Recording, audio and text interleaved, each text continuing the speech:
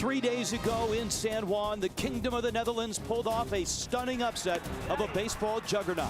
Little by little, bit by bit, with pitching, defense, and grit, the lightly regarded Dutch stunned the mighty Dominican Republic. Then last night, they nearly did it again. For almost 8 innings, the Netherlands led Puerto Rico before finally buckling in the end. Tonight, the Dominicans have not just revenge on their mind, they carry the weight of an entire nation on their shoulders as they cling to hopes for a classic title. Winner moves on to round 2 in Miami. Loser goes home. Next in the World Baseball Classic.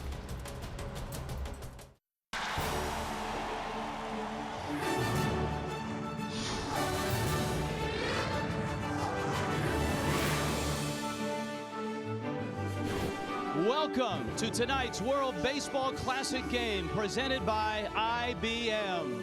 Tonight in San Juan, this is the rematch, the Netherlands and the Dominican. And here's what's at stake in Pool D.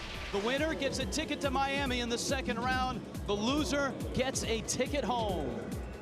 Hi everybody, Rich Waltz along with Jim Cott. Welcome back to San Juan. They are certainly the darlings of the Classic, this team for the Netherlands, with the upset Saturday. They nearly did it last night against powerful Puerto Rico. Do they have anything left tonight? Well, we're going to find out. First of all, they win game 1 without ever getting the ball out of the infield. They took advantage of some speed, some infield hits. They pitched well. They played well. Last night, they almost did it again. But it wasn't the long ball that did them in. It was the base-on balls. And tonight, I think the challenge is even greater because their inexperienced lineup is going to see a pitcher, Ubaldo Jimenez, who has the best fastball this lineup's ever seen. They have an inexperienced pitcher, Class A experience, going against an all-star lineup. It's a bigger challenge tonight than it was in the first 2 games. One thing, Jim, that's been a difference maker for the Netherlands, defense. It's a very good defensive team. Well, when you don't score a lot of runs, don't do a lot of damage at the plate, you better play well in the field, and the Netherlands has. Randall Simon at first base with a nice play right there to take a base hit away from the Dominican team. Charlon Scope, short right field from his knees, strong throw. Urindo de Castro at third base turns that into a double play. Strong throw from Kenley Jansen, their young catcher. That helped them win game 1. Then Scope out in short center with an acrobatic catch, and to polish it off, Kingsale, strong throw, cuts down a run. They've done everything right in the field. And they beat an all-star laden team on that Saturday, but those all-stars didn't hit Saturday, and they didn't hit against Panama. It was the bottom of the order that did in the Panamanians. And again, that bodes not well for the Netherlands again tonight because the middle of the lineup has not done any damage, but the bottom third has. Olivo takes a high pitch from Mendoza. That's a home run. Nelson Cruz drops the barrel on that low pitch for another one. And then Olivo later in the game gets a high breaking ball. So the bottom third of the order for the Dominican team has done all the damage so far. Felipe Alou, the manager of the Dominican Republic, said they call it the Republic of Baseball for a reason. It comes with pressure. And tonight, maybe the weight of the nation on their shoulders. Well, you send a pitcher to the mound with a 98-mile-an-hour fastball, that'll relieve a lot of pressure. We're ready to go. San Juan is ready for a party tonight here in Pool D. Welcome to Puerto Rico, World Baseball Classic.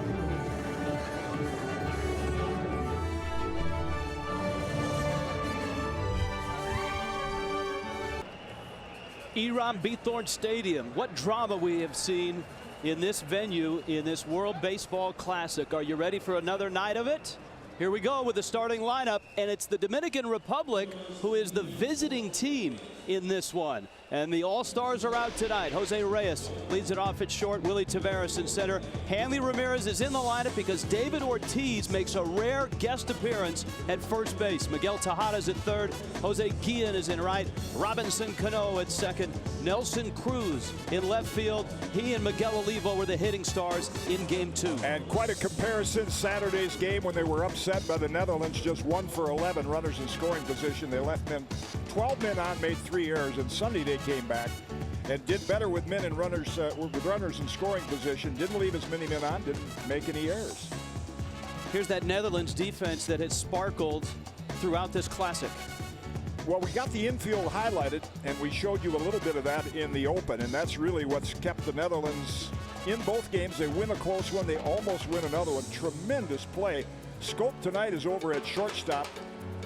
Michael Dersma will play second. He's a little better bat, but not as good a fielder as Stacia. And Delmonico would like to get a little more offense in the lineup. The question you and I had, what kind of stuff does Tom Steifbergen have? Well, he's a product of the Minnesota Twins organization, just 23 years old, and that's what he did with in the Gulf Coast League last year. Limited number of innings, had some shoulder surgery, 6'4", not overpowering, a 4-pitch pitcher, mainly fastball, curve, change, and occasional slider with good control. Reyes, Taveras, and Hanley Ramirez, and we've seen throughout the Classic this Netherlands pitching staff, a mix of major leaguers, minor leaguers, guys out of high school, guys from the Dutch League. They have pitched very well in this Classic. Their ERA is 2.65. Here is Reyes, who's 0 for 4 in this Classic. Laz Diaz calls strike one. The dilemma for Felipe Alou, trying to get the bats of Jose Reyes and Hanley Ramirez in the lineup at the same time, and he's done it tonight. Reyes takes a strike, and it's 0-2. You saw from that overhead shot DeCastro playing very shallow at third base in case the bunt. Now with 2 strikes, he'll move back to his normal position. 0-2 pitch is up. Boy, what a nice fluid motion Steifbergen has. 6'4". Little ground ball. DeCastro whips it across, and Steifbergen has an out. We've talked a lot about the inexperience compared to major leaguers, but when you look at Steifbergen and a lot of the players on the Netherlands team, it's not the pressure of the situation, because they've played Intercontinental Cup, World Cup. They've played a lot of amateur baseball around the world. There's a look at that motion. Nice leg kick, nice delivery with that toe of the left foot pointed right toward home plate. Always gives you a better chance to throw strikes. Doesn't throw across his body. And give that man a lot of credit for relieving a lot of that pressure. Bert Blyleven. Who's been a calming influence on this Netherlands staff. Taveras, who's in center, takes inside, and it's 1-1. You're talking about Steifbergen. Even though he missed last year with shoulder surgery, he went to the Australian Winter League and actually threw a no-hitter. So it's not like he was on the shelf all last year and is just getting back in. And a ground ball to second. Dersma. 2 down. Bert Blyleven said actually that Steifbergen is more ready to pitch than any of his starters in terms of endurance because of what you referred to. There's Bert. 287 career wins, 242 complete games. Quite a resume. Well, the most impressive thing on that resume, the strikeouts, 5th all time, and he's really imparted. You could, I mean, just look at Steifbergen, a little grin. He's loose, he's calm. We've seen that with this team, the 19-year-olds, the 21-year-olds, even up into the Randall Simons and Eugene Kingsales, the veterans. It has been a loose bunch. Hanley Ramirez dumps one into right field. And the Dominican Republic has a base hit. Ramirez now 2 for 4 in the Classic. And that'll bring up David Ortiz. Up and in, but Hanley fights it off. Just a little looper into right field in front of Van Puster.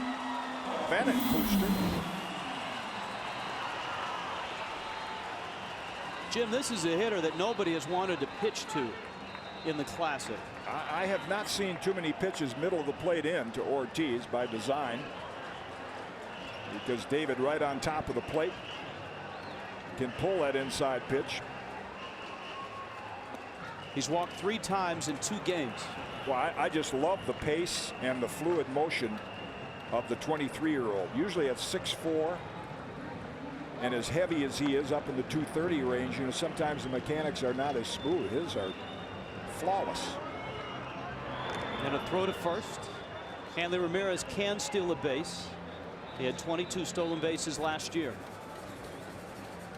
Ortiz making an appearance at first base, something he did not do last year in Boston. He was a designated hitter for his 108 games.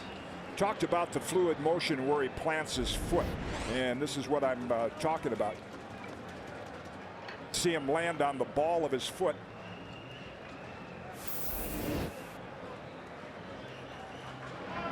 Ortiz takes a fastball for a strike. It's 1-2. Good pitch there. Fooled Ortiz with a little late movement. Mentioned not throwing across your body. What a pitcher strives to do is to step straight toward the catcher, land on the ball of his foot, and have that pointing toward home plate.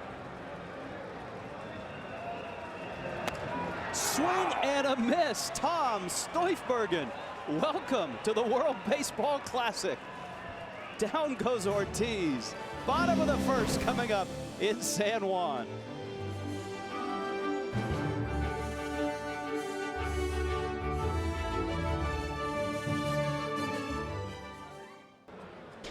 Netherlands lineup, can they scratch out some runs? Eugene Kingsale in center, Charlin Scope at short, Randall Simon at first, Urendel de Caster hits cleanup, Brian Engelhardt in left, Charnal Adriana the DH, Dirk van Klooster in right field, Corey Janssen is a catcher, and Michael Dersma is at second base. And Ubaldo Jimenez delivers. Rod Delmonico's ball club has scored just 4 runs in 2 games, with Kingsale leading it off. Jimenez with a 97-mile-an-hour fastball. Well, you saw by the graphic, only 1 extra base hit. Batting average 140. They've done it with their wheels, with speed. They're going to see a fastball, and they already have 3 times. They're going to see a fastball tonight. Most of this lineup they have never seen. Last season, 34 starts, earned run average just under 4. High walk total. High strikeout total as well. Little different look defensively tonight for the Dominican Republic. Well, we highlighted the corners because if the Netherlands is going to score some runs and have a chance in this game, they have to take advantage of the inexperience of Tejada as a third baseman, and David Ortiz does not play first base very often. You're apt to see a lot of bunt attempts toward either one of those 2 guys get some base runners. Jimenez takes care of Kingsale, and now Scope, the minor leaguer out of the Giants organization. Scope's just 21. He's out of Curacao. Probably will be in Double-A this year. He was in Single-A San Jose last year. I read where Mike Piazza, the hitting coach for Team Italy, who pulled a nice upset, defeating Canada 6-2, talked about the speed of the game on the big league level. And when you stand around a batting cage, you really realize how fast big league pitchers throw, how fast the ball gets to the outfield. Everything is speeded up, and it's really speeded up tonight for these Netherlands hitters when they look at this stuff. 98 miles an hour. If Jimenez can throw that breaking ball for a strike, then the fastball becomes unhittable.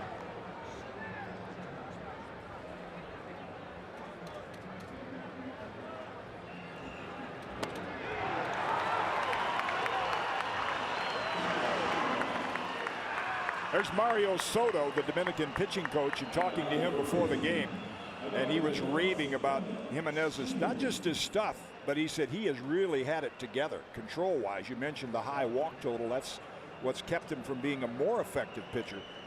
But you're going to see this first go-around. I think some of these Netherlands hitters say, wow, where did that come from? He had an outstanding postseason for the Rockies in 07 and a solid year last year. Randall Simon goes after the fastball. Simon, the big bat in this lineup, is just 1 for 6.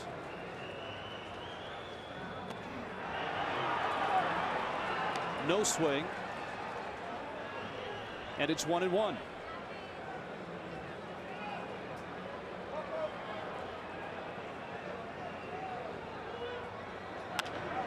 The Rockies like Jimenez so much, they signed him to a multi-year contract with club options through 2014. One of the reasons why, he pitches very well at Coors Field. His ERA at Coors Field career is 3.73. Not many pitchers can say that. That's like being in the ones in a normal park, where the ball flies out of Coors Field. 1-2. Those not familiar watching this game and not familiar with Coors Field, of course, where the Rockies play in Denver, Mile High Stadium, where the air is light and the ball just carries forever. Pitchers have had a difficult time pitching well out there in that light air.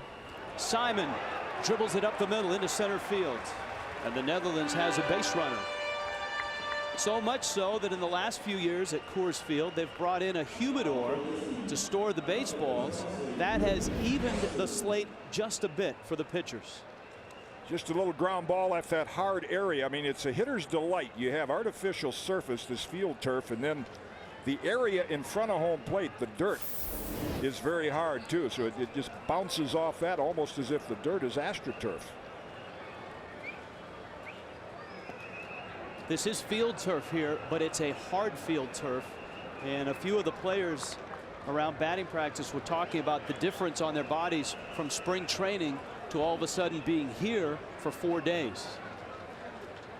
Not too many of these surfaces left in Major League Baseball.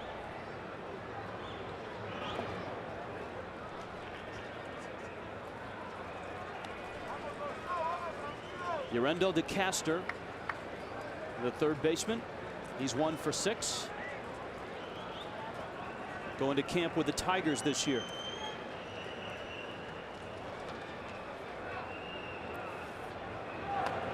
That one gets away from Olivo. And Randall Simon is down to second. Stuff so good it's hard to hit and it's hard to catch. Olivo never has caught him. Wow. And you can see why. I mean, normally catchers, when the ball's down there, they're going to catch it palms up. They're going to try to get the palms up, but that had so much late movement, and that certainly was an example of a catcher who has not caught stuff like this.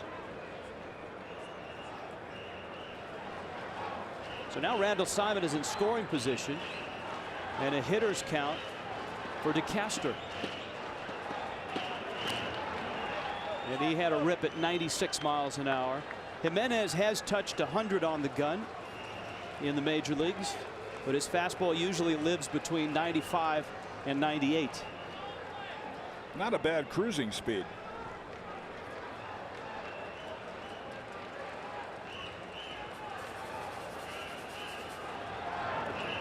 There's the breaking ball. Yeah, I'm just surprised that when you mention the miles per hour that they're going with as many breaking balls as they have, because when you have that kind of stuff and these hitters have not seen a fastball like that, you might as well take advantage of it. It almost looked like Mario was saying the same thing. That little body language in the dugout where he was saying, throw it hard, go after it. If you're DeCaster, you've got to be sitting fastball then at 3-2 with 2 outs. You might as well sit fastball all the time with him. If you don't, he's going to throw it past you. Here's the pitch. Foul tip in the glove, and that's strike 3. Now DeCaster is saying it hit his wrist. Laz Diaz said it hit his bat. Here comes Rod Delmonico.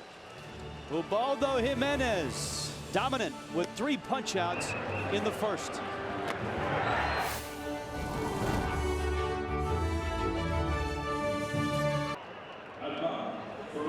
Tom Stoifbergen into his second inning. Rod Delmonico came running out of the dugout on that last strikeout that finished off the inning. But 3 strikeouts for Jimenez as he sets down the Netherlands. And now the Dominican goes back to work with Miguel Tejada, Jose Guillen, and Robinson Cano. Tejada homered on Saturday. Stoifbergen pours in a strike. Look at the motion of Tom Stoifbergen, and this is what I'm talking about by not throwing across his body. Watch where his foot hits. It makes a straight line between the pitching rubber and the plate. Pitchers have a tendency to throw what we call across their body. In Stoifbergen's case, it would be he would step a little toward third. A lot of bad things can happen when you do that. His mechanics for 6'4", 250 are perfect. 1-1 pitch. This is outside. Light on his feet. He's got that little, almost like a little dance step out there. Pitching is rhythm anyway. That's why you pitchers wind up, and that's why they do that with their feet instead of starting from a static position. That one missed high. He's fallen behind Tejada at 3-1. Miguel Tejada agreeing to play third base, something he has never done. That pitch there, an example that we've talked about during the World Baseball Classic. Seeing pitchers for the first time. That's a good hitter's count, 3-1. And the pitch was up in the zone, but it had that late movement. Tejada's never seen him. He was late on it. His home run was to right field on Saturday. He tried to pull that pitch, and the count's now 3-2. Tejada entering his second season with the Astros. 13 major league years and one of the longest consecutive game streaks in major league history. Chops it to third. It's a foul ball. And the crowd reacts, but Tejada will march back to the plate.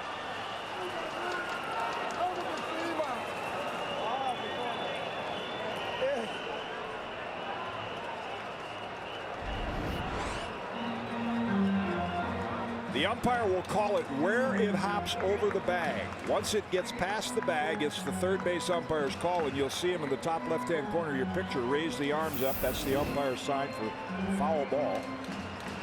Our third base umpire tonight, Luis Ramirez from Mexico, as a light rain starts to fall in San Juan.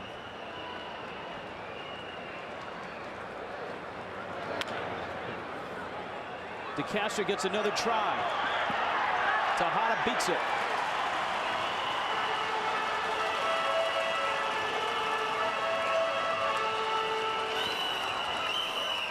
And the Dominican Republic has their leadoff runner aboard. Another turf hit, hits off that hard ground. Played well by DeCastro, the best he could, and a nice stretch on the receiving end by Simon. And Tejada, did he come up a little lame right there? Now he's all right. Alfredo Griffin, the first base guy, I think he's just getting his second win. You talked about the turf and how hot it is. Wow, 2 sprints down to first base. He's gassed. I guess it's early in spring training for him. Up the middle. Scope. Dersma to Simon.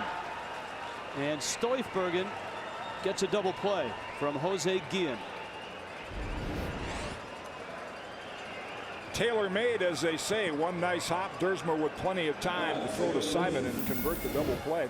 One advantage for a pitcher if you're pitching out artificial turf, you can see the rain coming down pretty well right now, is the ball will get to the infielders quicker if it's at them and result in a lot of double plays.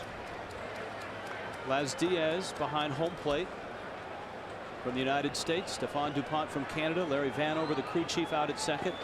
We already introduced Luis Ramirez. And it's Vanover who makes the decision as the rain falls. If it gets harder and the field gets wetter.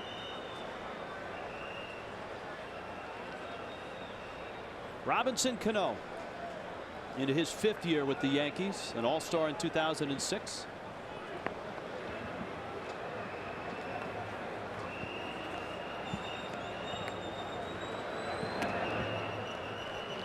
And Stoifbergen misses inside. 2 areas Larry Vanover will look at: pitcher's mound and the batter's box. You don't want anybody slipping, injuring a leg when the conditions get too slick, either of those 2 places. Sharp ground ball and a base hit. Van Klooster up with it in right. That's the 3rd hit for the Dominican Republic. World Baseball Classic rules: 70 pitches for starters in round 1. 10-run mercy rule after 7. 15-run mercy rule after the 5th. The Major League Baseball replay rule is in effect. And if you get to extra innings and you're tied in the 13th, the special extra innings rule, in which both teams would start the half inning with nobody out and runners at first and second. Nelson Cruz, ball in the dirt. Cano moves up.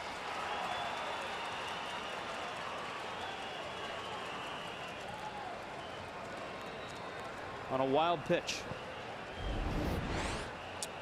Janssen, one of the best we've seen back there blocking the ball, got his body in front of it and caromed off the chest protector.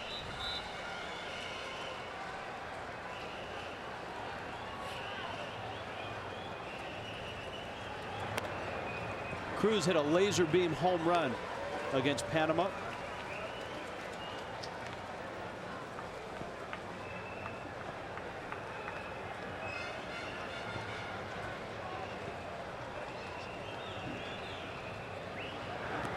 Last few seasons, Cruz has tried to find regular playing time in Texas.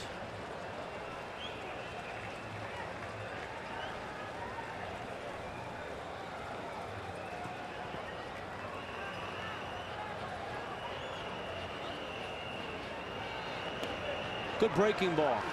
Evens the count. Here's his home run. Pitchers are taught to pitch. Oh, there's the breaking ball. I thought that we were going to look at his home run there, but that's the breaking ball from Stoifbergen, and a good one in a good spot. The breaking ball surprised Cruz as well. 2-2. Right down the middle. Stoifbergen strikes out Nelson Cruz. We are scoreless in San Juan.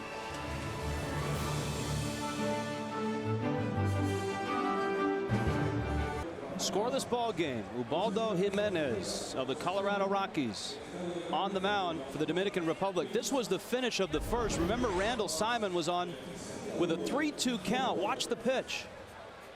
DeCastro thought it caught him in the elbow. And it looked like it did. That Laz Diaz was blocked out by the catcher and couldn't see where the ball hit DeCastro in the elbow. That's a big call, because that would put runners at first and second, and it would bring this man to the plate with 2 outs. Instead, it was the 3rd strikeout for Jimenez. The ball clearly hit his elbow, and he did not swing at the pitch. Now, what the Netherlands' option there was to appeal to the first base umpire, see what he saw, and then they can get together and make the proper decision. Engelhardt takes a strike. In Laz Diaz's defense, umpires in that case are listening for sound on a foul tip. And I'm sure Laz Diaz heard noise and thought that it did hit the bat, obviously. But he's going on sound, not on sight. That's the other thing that the Netherlands accomplished in the first inning. They forced Jimenez to pitch 20 pitches. And after throwing 20, he's run the count even here to Engelhardt. And a lot of those were breaking balls, like we've seen right there. There's the ratio. 15 strikes. 2-2. Yeah, you got that kind of stuff. You can tell them what's coming. And you saw the not only the speed, but the late movement. That wasn't his fastball. I don't know if that was some kind of an off-speed pitch sinker, but that ball tailing down and away. He's got a lot of weapons.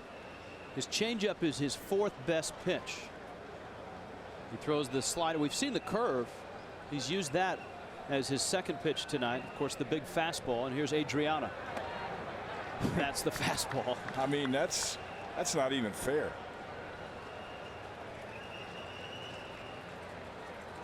Last year, the Rockies struggled. Jimenez finished at .500. He was 12-12, but his ERA was under 4. And they need him to pitch well this year with Jeff Francis out for the entire season. They lose that lefty out of the Rockies rotation. They've added Jason Marquis, and of course Aaron Cook had the big year last year. Well, that's the key to success for a pitcher. First pitch strikes. 0-2. If you throw first, that's the only chart you really need to keep. If you throw strike 1 to every hitter, you're going to get about 70 to 80% of them out. It's when the count goes 2-0, 3-1. That's when they do their damage. Breaking ball. That's 5 strikeouts for Jimenez. Get ahead with the fastball and locked up Adriana.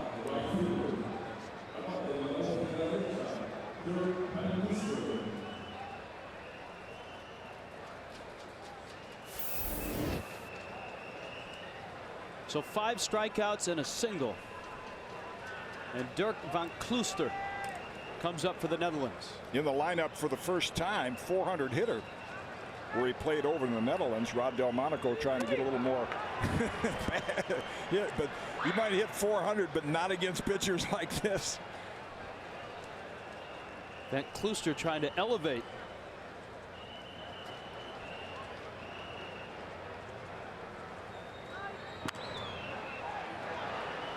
And he shoots it foul. Eram Bithorn Stadium was built in 1962. 404 to center. Used to have a short porch in left. They moved it out, and it's 375 in both left center and right center. Inside corner. 6 strikeouts for Ubaldo Jimenez of the Colorado Rockies, and we are scoreless.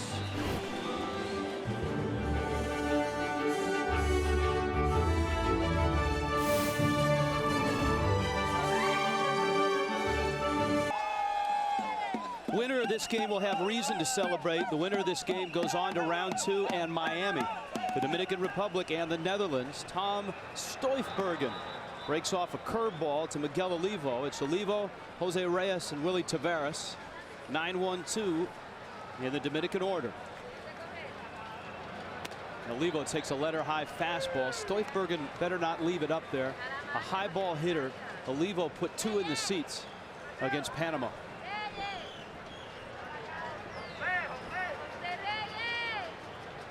Oops. Caught his spike on the rubber. Pitchers use that. Everyone has a little different rhythm, almost like a little dance step to kickstart their motion. Good changeup. 1-2. Perfect spot. Does it follow that pitchers like you are good dancers? I had a little disco fever at one time. That's a bad visual.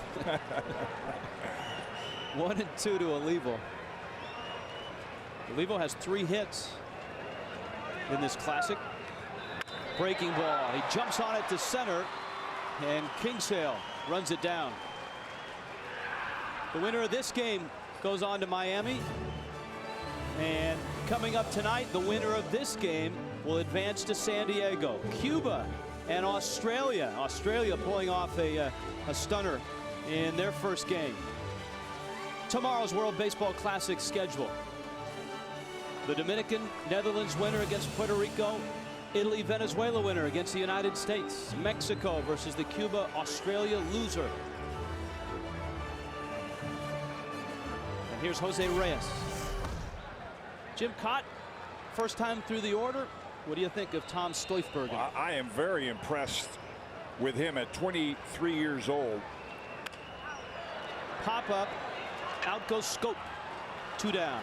Having looked at the lineup card and seen the caliber of the hitters he's faced, what I always like in a starting pitcher is the pace. The starting pitcher determines the pace and the tempo of the game, and he sets the tone for the whole team. If you work with a quick pace, the guys behind you like to play. They're on their toes. And Stoifbergen, like his mentor, Bert Blyleven, he doesn't walk around the mound and waste a lot of time, which gives you an idea. He has confidence in his stuff, and he's going to be in control of the game. We'll see what kind of adjustments the Dominican Republic hitters have second time through.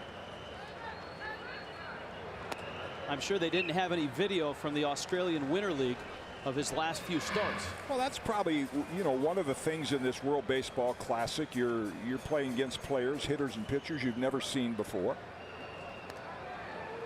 That one just missed. 2-1. And under those conditions, usually the pitcher has the advantage. The hitter hasn't seen you before. Taveras, one of the better bunters in the major leagues and one of the fastest men in Major League Baseball. Hanley Ramirez, who has one of 3 hits, is on deck.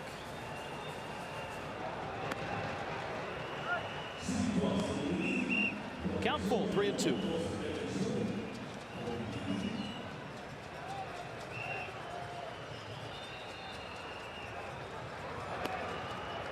And he lost him.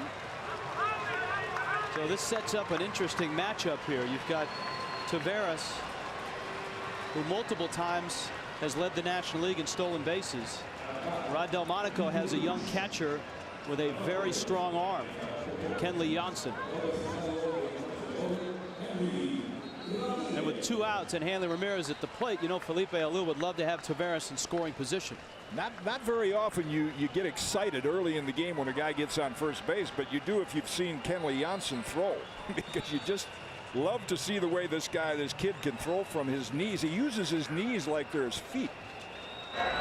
He seldom gets up in the standard standing throwing position. He can get it down to second base in about 1.92, less than 2 seconds from his knees. Tony Pena made that a popular move, throwing runners out from his knees. Benito Santiago used to do that. Taveras has a good lead.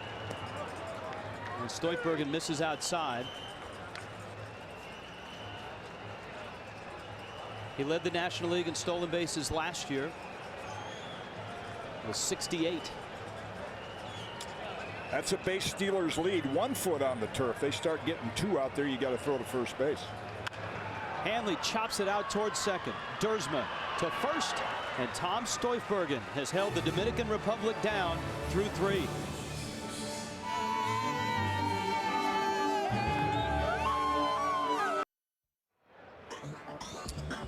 Well, if you thought we were hyping up Jimenez when we said he could overmatch hitters, all 6 outs.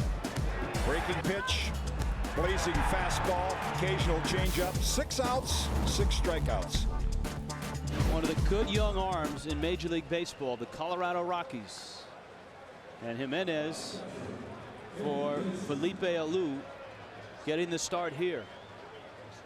Felipe Alou has a couple more starting pitchers if he needs them for tomorrow. Now, obviously, to get to tomorrow, the Dominican Republic has to win this game. But you could see a Pedro Martinez start tomorrow or an Odalis Perez start tomorrow. Kenley Jansen takes outside, and it's 2-0. Yeah, he would use everybody tonight. If needed, he'd use Pedro. Can't use Cueto or Volquez, who pitched games 1 and 2.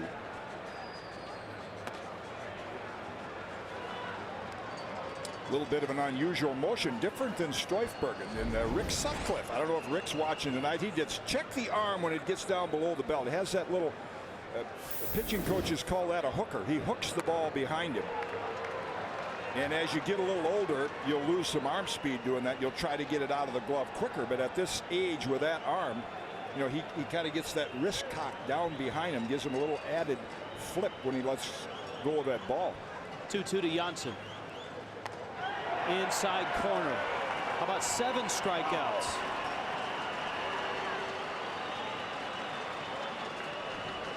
The good news is 7 strikeouts for the Dominican. The bad news is when you're striking guys out, you're throwing at least 3 pitches, maybe a few more. So the pitch count goes up, and he locks up Jansen.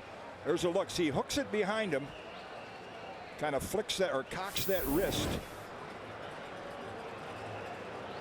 Michael Dersma, the second baseman, takes a knee-high strike.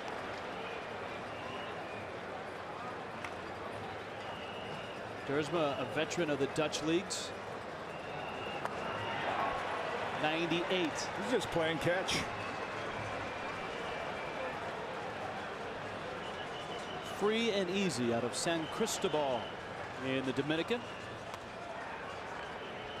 They got a pool in the Netherlands dugout. First guy to get the ball out of the infield in the air. They hit a couple ground balls.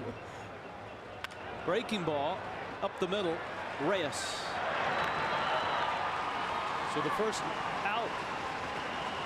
That isn't a strikeout. 2 down, top of the order. Eugene Kingsale coming up. Yeah, he's losing it here in the 3rd inning. They made contact, put it in play. And no disrespect to the Netherlands hitters. I mean, this kid just has awesome stuff. And you're talking about basically Double-A caliber. Kingsale has a little big league experience, but Double-A caliber hitters that haven't seen this kind of stuff. Fastball that misses high. Jimenez, an impressive line. 42 pitches is the number that Rod Delmonico is watching. Because if they can't hit him, the least they can do is try to extend some at bats and get him out of there. I'm surprised they haven't tried to bunt yet. We talked about Tejada's inexperience and Ortiz at first. They are playing shallow. They're even with the bag. But I don't think we've seen a bunt attempt yet.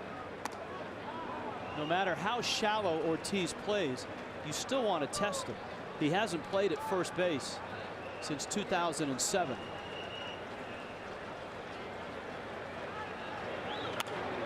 Kingsale dumps that one down the line, and it falls for a base hit. Cruz over to get it.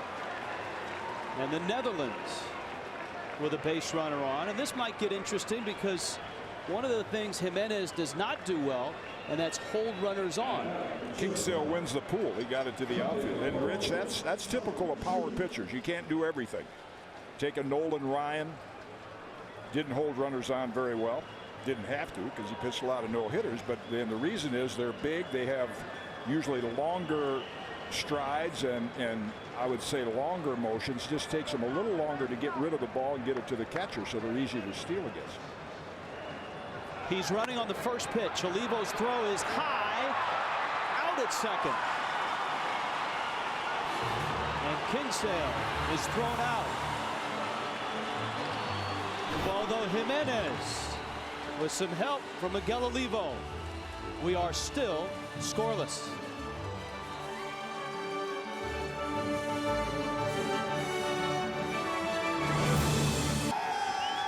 The rain is back in San Juan, and so are we. The Dominican and the Netherlands, Iram Beathorn Stadium. A scoreless ball game. And a changeup that Big Papi swings and misses. Tom Stoifbergen has thrown 43 pitches through 3 innings. Ubaldo Jimenez has thrown 45 pitches in his 3 innings. Ortiz takes strike 2. This kid is not intimidated at all. He is filling up the strike zone against these veteran hitters. And David Ortiz a little surprised because he doesn't see a lot of pitches inside. You know, he stands close to the plate. Usually hitters that stand close to the plate, they do it for a reason, because they like the ball inside.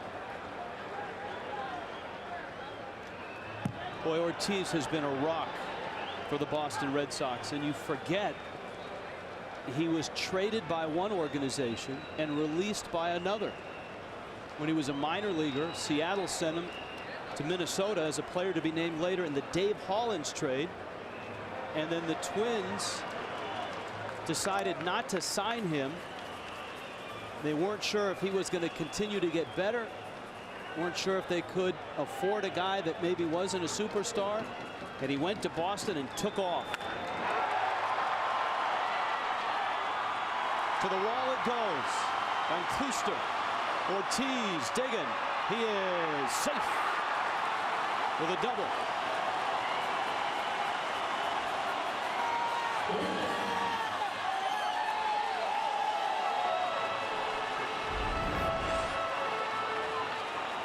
There's that down and in zone. You're taught to pitch hitters down and away, up and in. That's one of the few mistakes really that Stoifbergen has made. You can see how quickly the ball got out over the head of Van Kluster. Nice strong throw, and the relay not in time.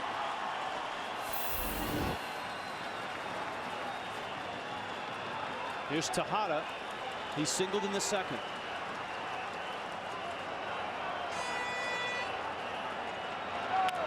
Ground ball up the middle. Diving stop by Scope. Keeps it in the infield. Runners at the corners.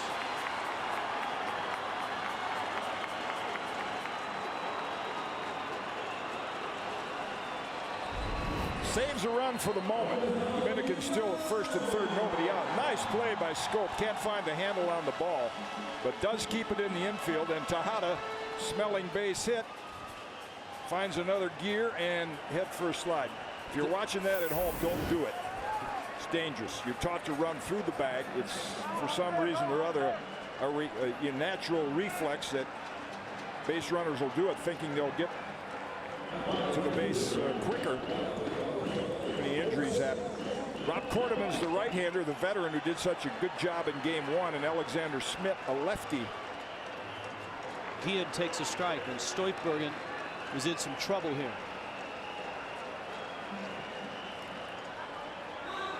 Janssen wants to talk to his right-hander.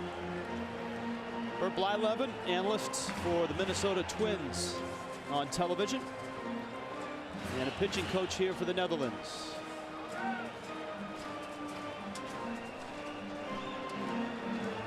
Keep up with all the latest World Baseball Classic news and stats. Visit the official online shop of the World Baseball Classic, worldbaseballclassic.com.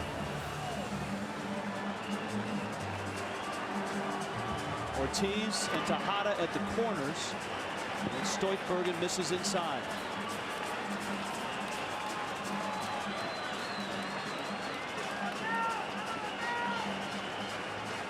Just 23. Shoulder surgery last year. Winter ball in Australia.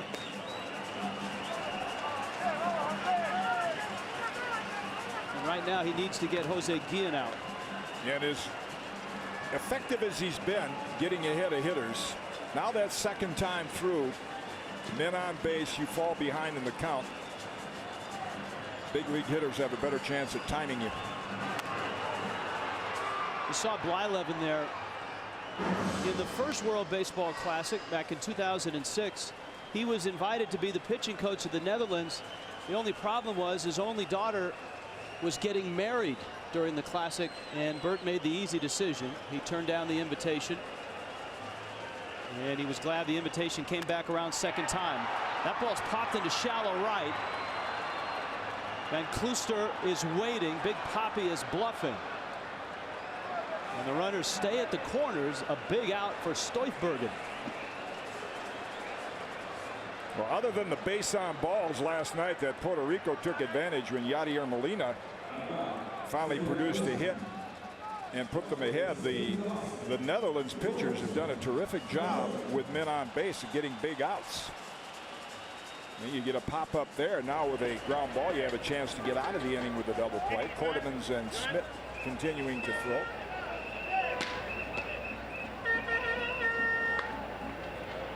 Robinson Cano now, who had a solid single in his first at bat and is 3 for 9.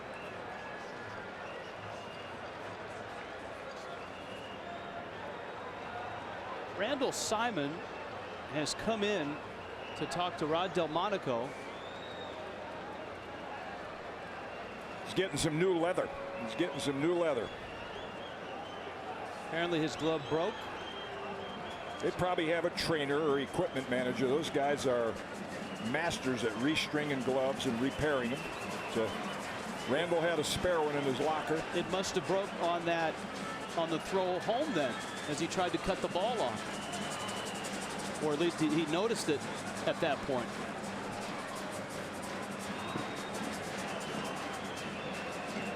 Anyways, here's Cano. And Stoifbergen looking for a ground ball.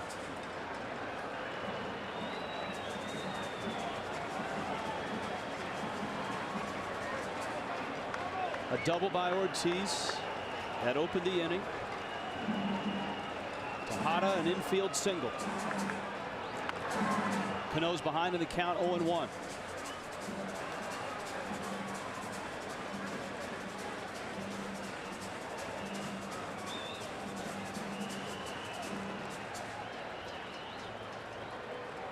Felipe Alou trying to get to Miami. The winner of this game goes to round 2.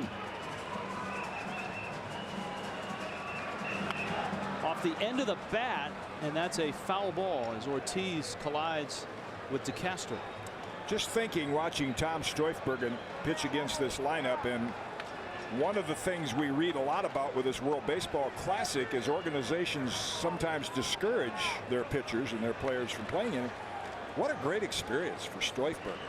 Class A, and he can take this experience this season and say, man, look at all the MVPs, all-stars that I had a chance to pitch against.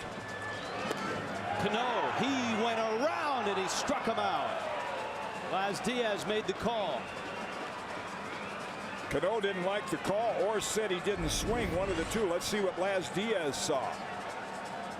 He's calling it on the swing. You see him point to Cano and said, yes, you did. Of course, as a former pitcher, I always think once that bat leaves your shoulder, it ought to be a swing. Right? Well, the rule, actually, a lot of people think it's, does the bat cross the plane or do the wrists break? The rule is actually written. The umpire determines that the batter made an attempt to strike at the ball. Which is my point exactly. If he takes the bat off his shoulder, he's made an attempt. Nelson Cruz called out on strikes in the second. And Stoifbergen Needs another out to get out of trouble here in the fourth.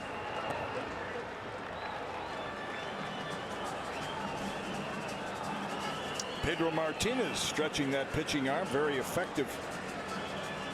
3 innings of work against Panama his first time out.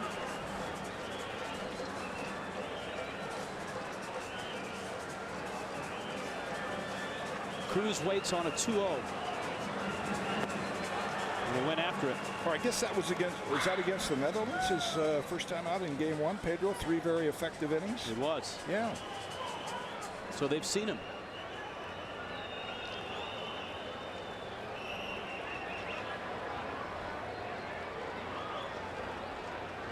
Two-one pitch.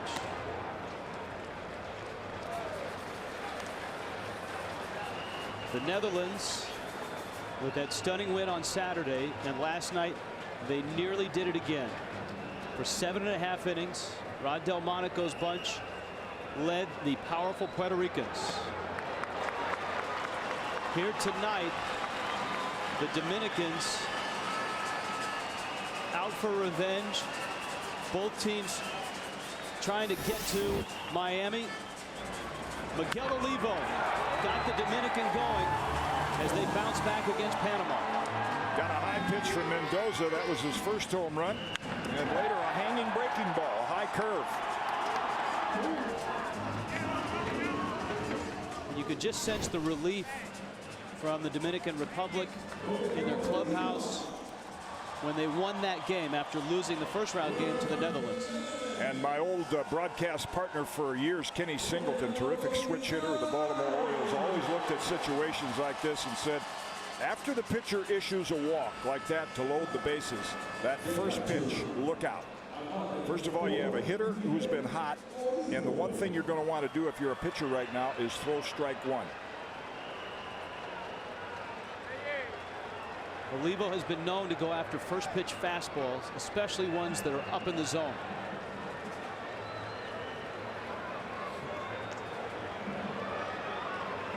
They are loaded.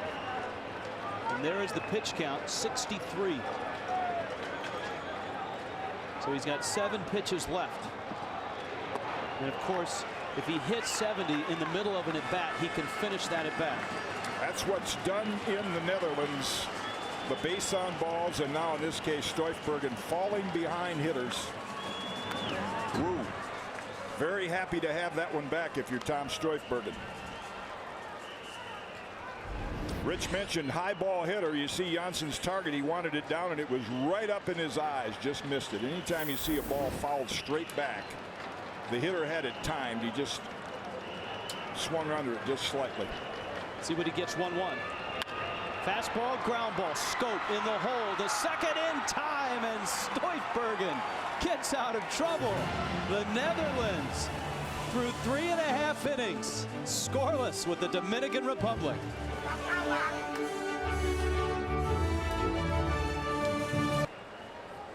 Mario Soto, the pitching coach for the Dominican Republic, on the phone. Felipe Alou, the manager. Ubaldo Jimenez has been overpowering, and he has thrown 45 pitches, and he is one shy of a World Baseball Classic record. The record is 8. Koji Ohara from Japan, and he's just in the 4th inning. Jimenez saw Mario Soto on the phone, the Dominican pitching coach. Alfredo Griffin on the left, part of that coaching staff. Checking out the lineup. Pedro Martinez heating up in the bullpen. Charlon Scope, who saved a run with that diving stop at shortstop. When you go back and look at the top of the 4th inning. It was on the Tejada ground ball.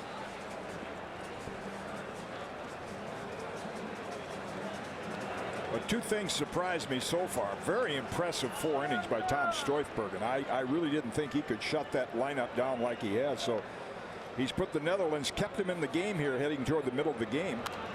And the other thing is, with Tejada and Ortiz at the corners, the plan would be take advantage of them there, their defensive liabilities, and nobody's tried to bunt.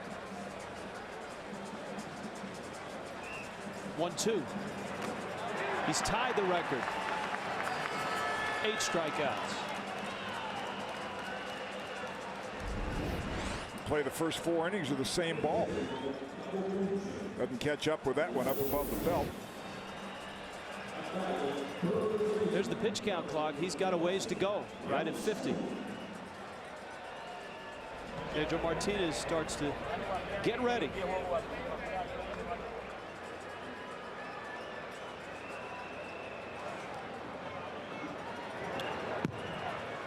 Randall Simon. He's the one guy that won't bunt. If Randall with that hitch in his swing and that if he happens to time one of these fastballs, he's one of the few Netherlands hitters that can play long ball.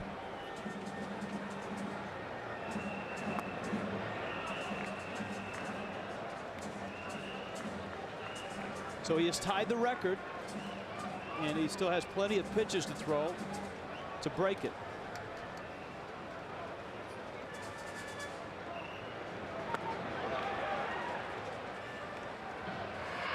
Two and one. You're right. Simon is one of the few guys with major league experience who knows how to get started a little early to cheat on a fastball. And you can see him kind of start his stride, start his swing a little bit early against Jimenez, who's been up at 97 and 98 all night long.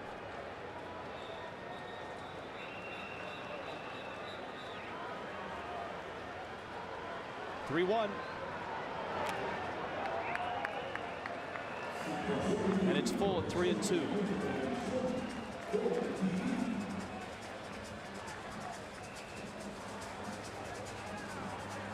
Jimenez 6'4", 215.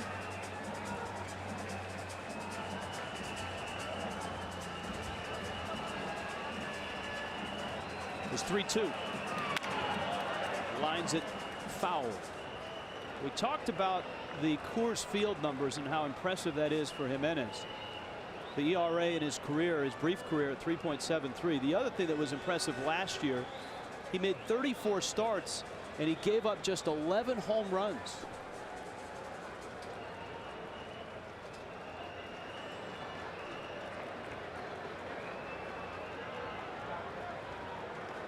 Another 3-2. Simon's had a look at a couple of fastballs. Well, you said veteran hitters will cheat. That's the term Rich is talking about. If they know a guy's got a little extra giddy up on that fastball, they'll get the bat started faster. Randall's got to speed it up a little more. Jimenez, does he go off speed? Yeah, he did, and Simon drilled it.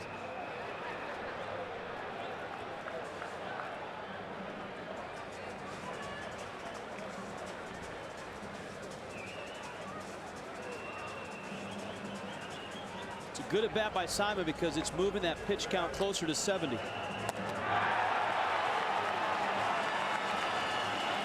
And he struck him out. I think Simon clipped a levo on his follow through. That's the record, a World Baseball Classic record by 25-year-old Ubaldo Jimenez, 9 strikeouts. There's the contact that Simon made, helicoptering the bat through, catching Olivo on the hand. No damage done. Again, he did it 9 for 11. 9 strikeouts out of 11. That was a pretty good ratio.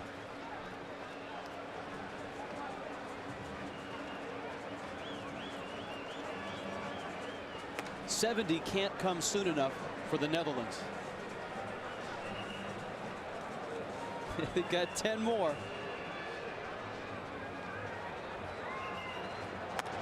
But Pedro might look kind of ordinary coming in after this guy. He did not look ordinary when they saw him on Saturday.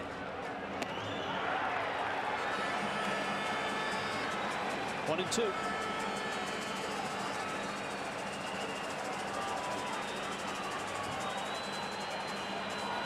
Can Jimenez make it 10?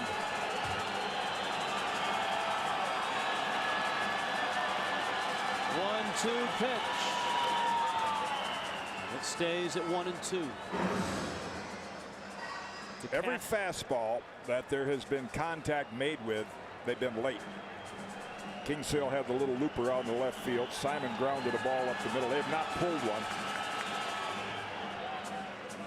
2 and 2.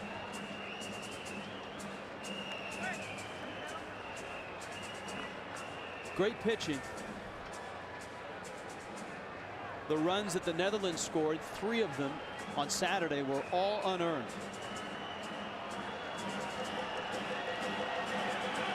Two. That is number 10, and that is a World Baseball Classic record. Ubaldo Jimenez from the Colorado Rockies punches out 10 Dutch players. A fastball letter high.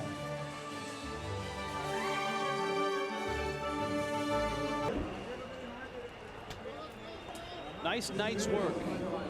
4 innings, couple hits, and 10 punch-outs. Edinson Volquez, who started in game 1. Ubaldo Jimenez. Pitching change for the Netherlands. They'll bring in the lefty, Alexander Smit. Another 23-year-old with Class A experience. Cincinnati Reds organization, pitched at Sarasota last year. That's what he did. 8-7. Walk total a bit high in 111 innings. And that was Rod Delmonico and Bert Blyleven's game plan. They get some good innings out of Stroifberg, in which they did. Remarkable to hold the Dominican lineup scoreless and go to Schmidt and Cordemans. Top of the order, Reyes, Taveras, Hanley, Ramirez. And Smith misses outside. Reyes is 0 for 6 in this classic. Rob Cordemans in the bullpen. Smith saw this Dominican team. He got 1 out in that game. He gave way to Cordemans. And it was Cordemans and the bullpen that really sealed the deal and kept that lead for the win in game 1.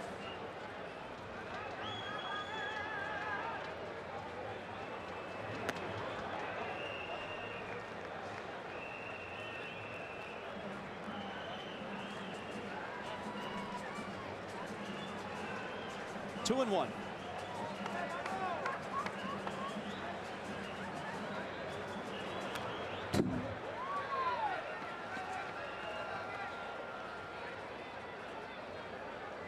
Well, here we are, Jim Cott. Bert Blyleven and the Netherlands. I mean, they've been heavy underdogs in every game, but they're in the 5th and they're scoreless with the powerful Dominican Republic.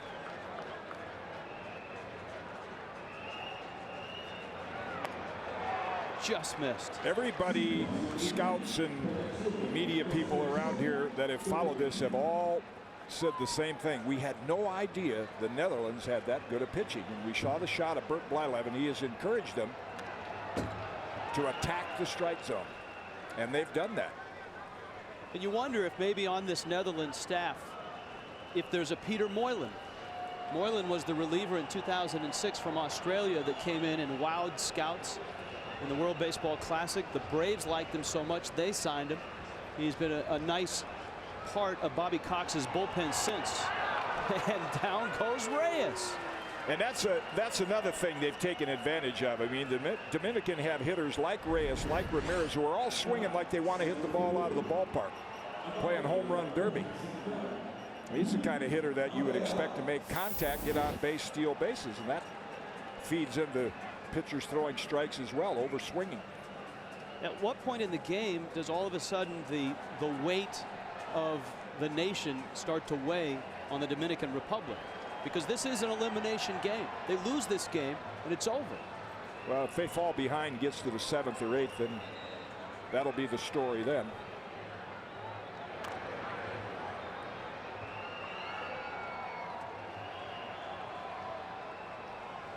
Winner gets to Miami, and the winner of this game will get to San Diego. Both these teams 1-0.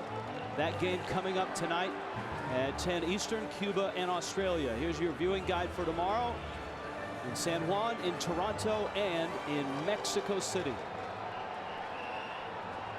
San Juan, Puerto Rico, Rich Waltz, Jim Cott, Felipe Alou, Rod Delmonico. A loser out.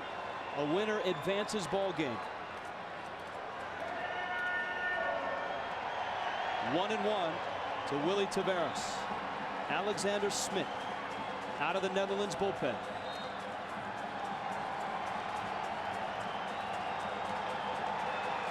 Right now, Italy getting hammered by Venezuela.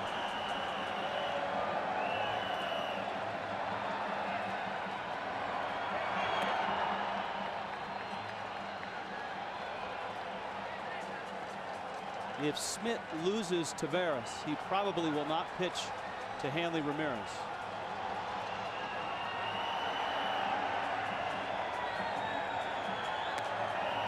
He lost him. Well, we'll see. One of the reasons he may stay in, Rich, if he can find the strike zone, is I think Rod Delmonico would like to have him face David Ortiz. He'd like to have a lefty against Ortiz. Bert Blyleven on the phone to see if Cordovans is ready. They got him up yesterday and then decided not to use him. Well, Cordovans jumped right back up. He's a starter, and it takes him a little longer to get ready. That's why they like to. Yesterday he wasn't quite ready. Well, it's a gamble because Hanley Ramirez can hit it out of the park, just like David Ortiz. 33 home runs last year for the Florida Marlins shortstop. So much power that the Marlins are moving Hanley Ramirez out of the leadoff spot this year and into the 3 spot. And they are hoping that Hanley can become a run producer, hitting 3rd.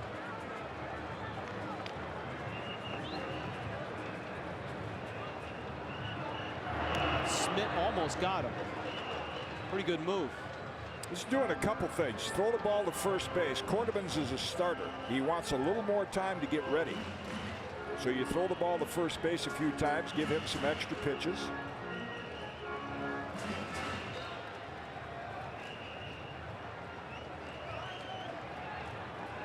Snap throw. Remember, Taveras led the National League in stolen bases. A little different look here with the lefty. And Janssen throws so well from behind the plate.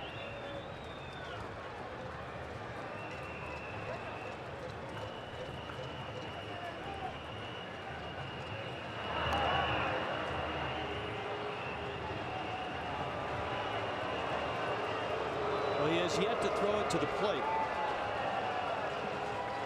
You know, that might be another reason to stay with the lefty. He might have a better move to first to keep Taveras close than Cordovans.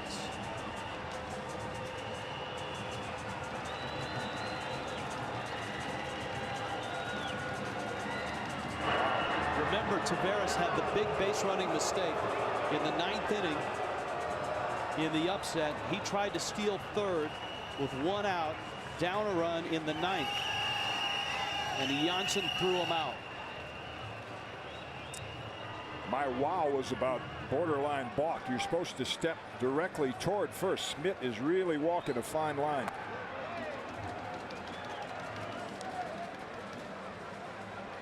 If you get that lead leg headed toward home plate and then throw to first base, that's a balk. You try to do it as closely as you can and still get by with it. That's the ideal move.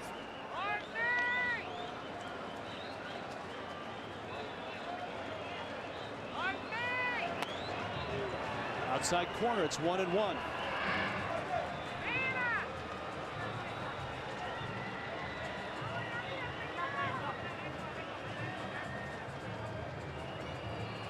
There's Ortiz.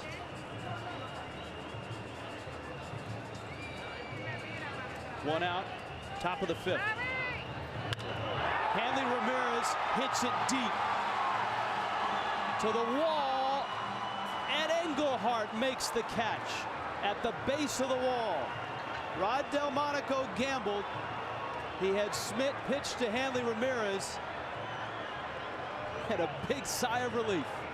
And you see the smiles in the Netherlands dugout. They're saying, how did that ball stay in the park? Well, that's how. This has been the trend the entire pool games here in San Juan. Is that, see, Hanley, I think he's breaking into a home run trot. Smith is looking, oh no, but the wind keeps it in. I think Hanley thought he had enough of it. He broke it down early. And now this is the matchup that you talked about that Delmonico wanted. Smith against Ortiz. What was it Rod Delmonico told us before Saturday's game, before the Classic started? That he's going to have to roll the dice every chance he gets. And he's done that.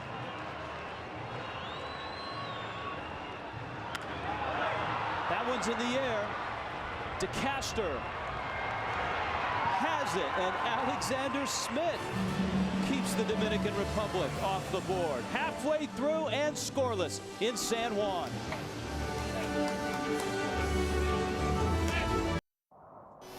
Ubaldo Jimenez started this game for the Dominican Republic, and he was overpowering.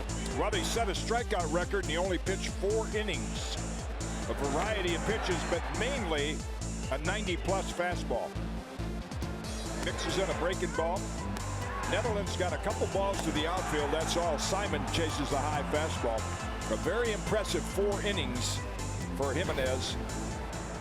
And now all the Netherlands has to do is face a 3-time Cy Young Award winner in Pedro Martinez. Pretty deep pitching staff when you bring him in middle relief. That's what he did against this team on Saturday. No walks, 4 strikeouts, just 1 hit. Pedro will do it differently.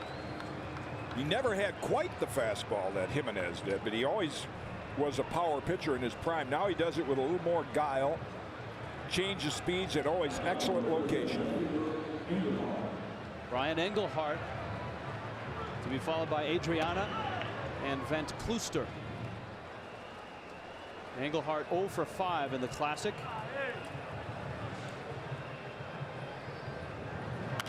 The news surrounding Pedro today, a quote from Jerry Manuel saying that the Mets weren't going to re-sign him, but columnists in New York calling for the Mets to make Pedro their number 5 starter.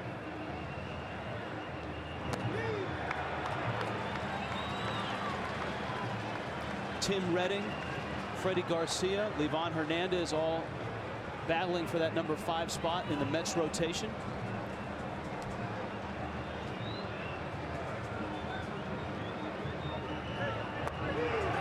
And Pedro Martinez himself saying, I can be a number 5 starter for the Mets or any other team that wants me. They may want to see him pitch against, say, Team USA or a team with more experienced hitters, see how he fares there. Driven to center field. Taveras makes the catch. Engelhardt hit that hard. This was Pedro Martinez in his appearance in Game 1. And the thing you look at with Pedro is the location. There's a good breaking ball that the Dominican infield turned into a double play. Good pitch in the outside corner.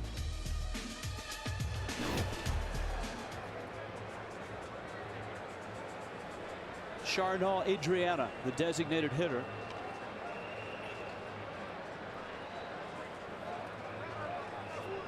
Adriana at 38, a veteran of a lot of different leagues. He was in the Mexican League last year. Well, even as great as Pedro's been, I mean, that ball was hit sharply to center. It's just, it's going to look a little better to the Netherlands hitters after they've looked at Jimenez's fastball for 4 innings. Certainly a little more comfortable at bat. Yeah.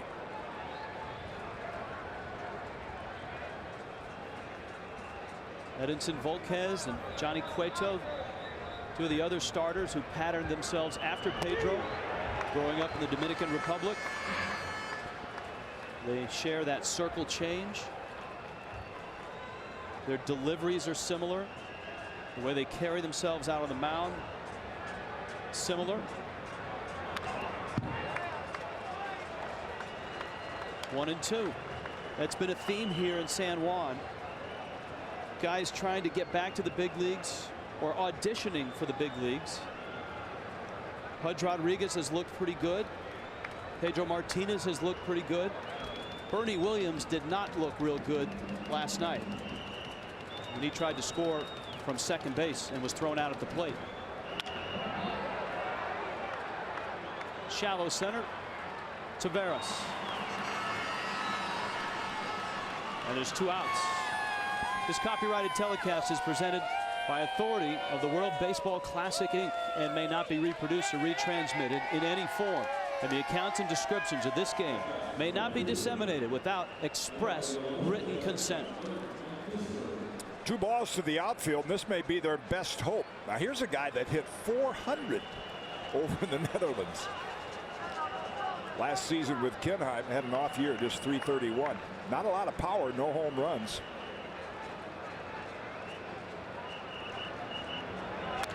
He's a guy that's played on winners over there. He's played on 8 consecutive Holland Series title winners. And he has plenty of international experience. World Cup, Olympics. Good swing there. That's one of those, we mentioned it last night, hitters, we usually tell you they get 1 pitch every at bat. As good as pitchers are, they don't throw every pitch where they want to. And they'll get 1 pitch to drive, and Van het Klooster just got his right there. Over in the Netherlands, they call baseball honkball. So he's a good honkball player. And they follow the major leagues over there as well.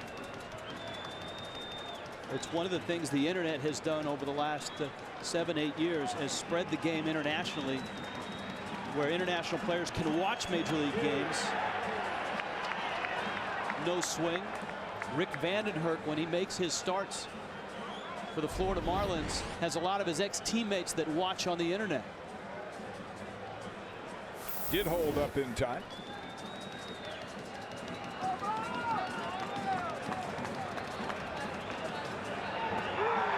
There's the changeup. And a 1-2-3-5 for Pedro Martinez. To the 6th. Still scoreless.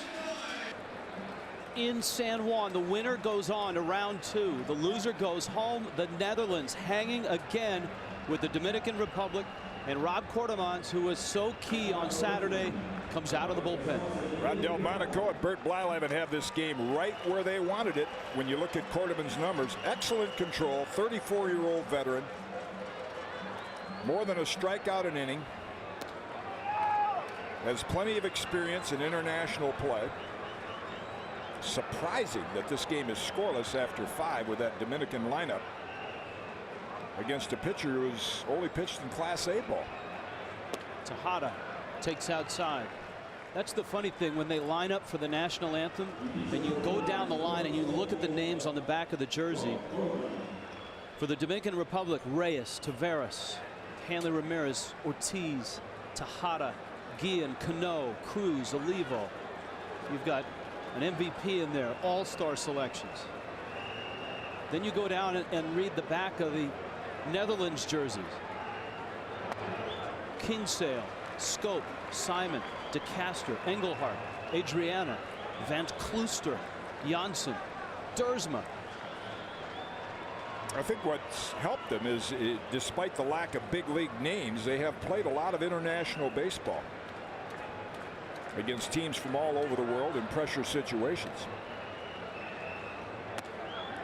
Quartermans falls behind at 3-1. And Quartermans in the Dutch league has been a dominant pitcher. 5 times he's been the pitcher of the year.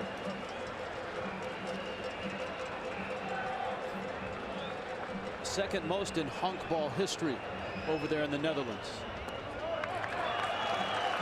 Leadoff walk, though, to Tejada.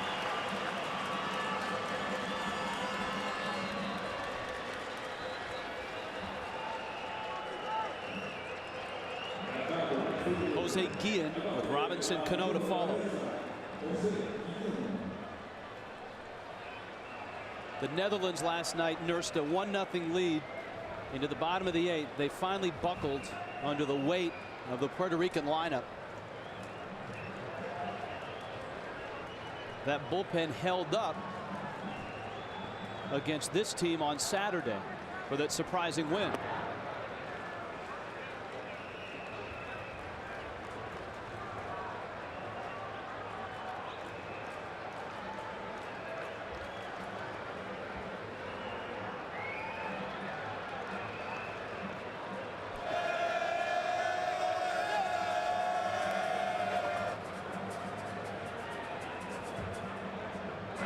The capacity at Iram Bithorn Stadium is 19,000. The crowd last night was 19,600.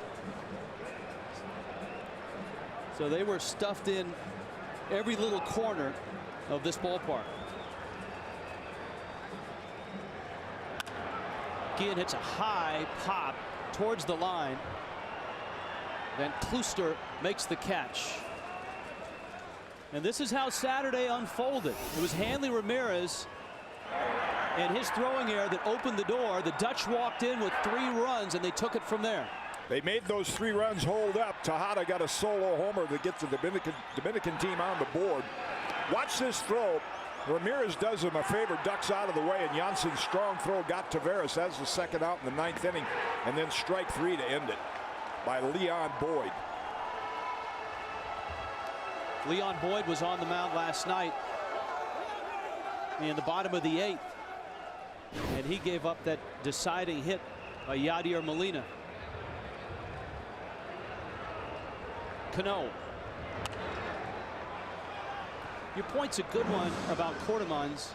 He's coming out of the bullpen, but he's a starting pitcher, so they can ride him for 3-4 innings if they need to. Yeah, we've talked about the pitch limits in the World Baseball Classic. Quarterman's at 34. He's not going anywhere to the big leagues. He'd throw 110 if he had to, but he's limited by the rules.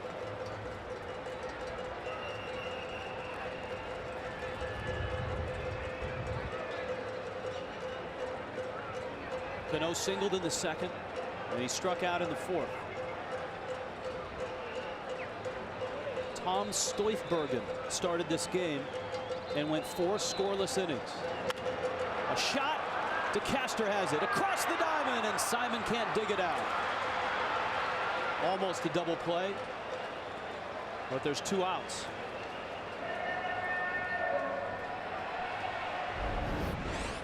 Little slicing line drive right at DeCaster, and the throw right into the runner. If the throws to the infield side of the bag, they might have been able to get him. You see Randall just got leather on it to keep it from going down the right field line. Nelson Cruz. Tejada's had a busy night. Remember, he had that head first slide in the 1st. Couple times early, he had to run down hard. He's had a pretty aggressive lead. He's had a couple feet out on the turf. 2 out. Ideal base stealing situation. It's a good gamble, because if you get thrown out, then you give Cruz a, he could lead off the next inning with a fresh count.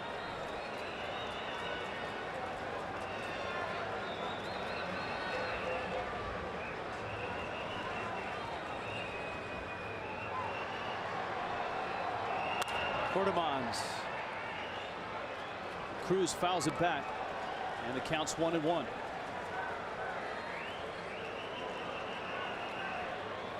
He had a big game against Panama. He and Miguel Olivo did the damage. Cruz hit the line drive homer. Olivo hit 2. And they're 8-9 in the Dominican Republic order tonight. Quartermans is out in front. It's 1-2. Don't pitch hitters down and in. It's dangerous. That's why.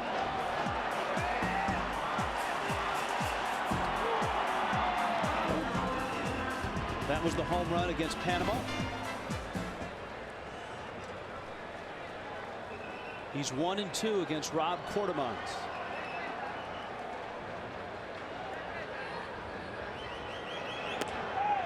He's picking at that outside corner. 2-2. Surprised Tejada. I mean, not known as a base stealing threat, but you play the game by the situation. 2-strike count. Might get a breaking ball. Good time to gamble. I mean, 0-0 game. Got to try to manufacture a run.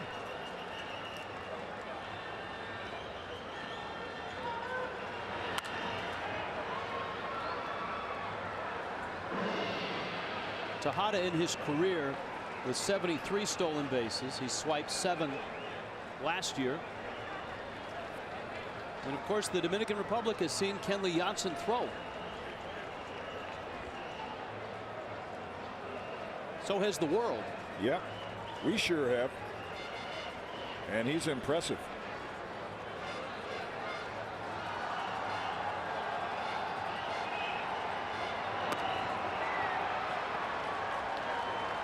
And that's got to make the Los Angeles Dodgers feel good as they watch one of their young players in Jansen handle this pitching staff, handle the pressure against major league stars, and look like a polished pro himself at 21.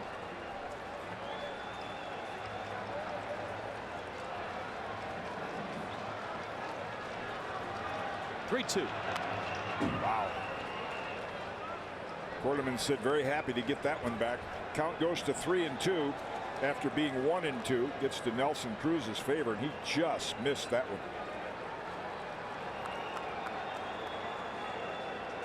Bert Blyleven, pitching coach for the Netherlands, has done a terrific job with veterans, with youngsters.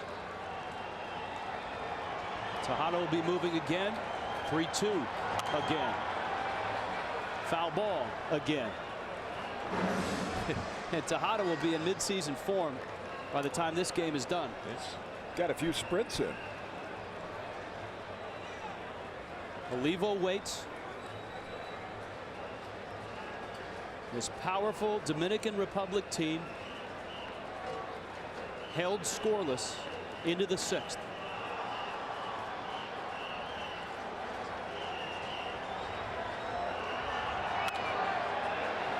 Good battle here. Nelson Cruz and Rob Quartermines. And Tejada's, he's just called the timeout. He's telling Cruz, hit down on the ball, hit it on the ground. I tell you, Cruz has had 3 great swings that he has been right on.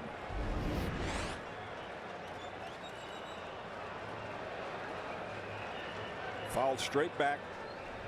So does he keep feeding him fastballs? Flirting with danger if you do, because he's been right on time with so many of them. Oh my! Took something off. Thought he caught the corner. Laz Diaz said no, and Cruz is aboard. Did take something off with a little movement on the inside. And Laz Diaz said too far inside.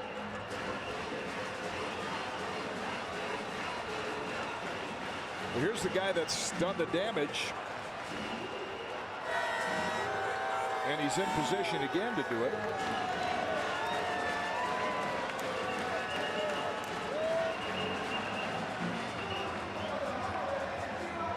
Miguel Olivo of the Kansas City Royals.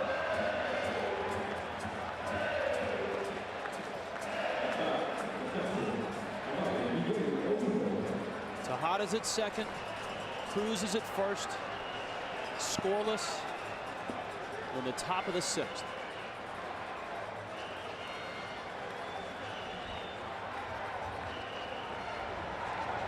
He got away with a high fastball, and Olivo tried to crank it. Venezuela beats Italy.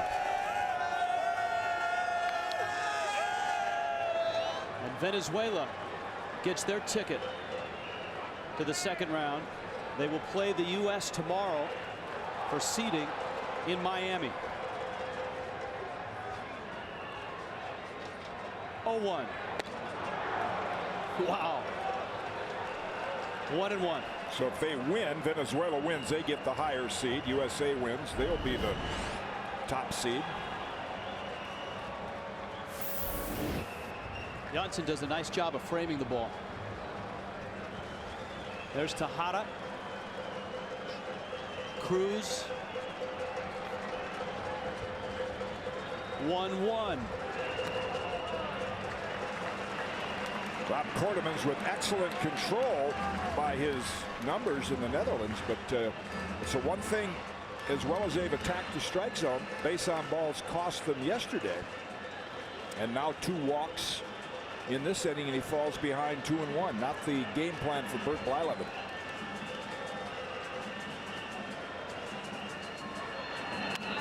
Olivo hits a fly ball to right field. Van Closter makes the catch, and Quartermans sets him down in the sixth. We are still scoreless.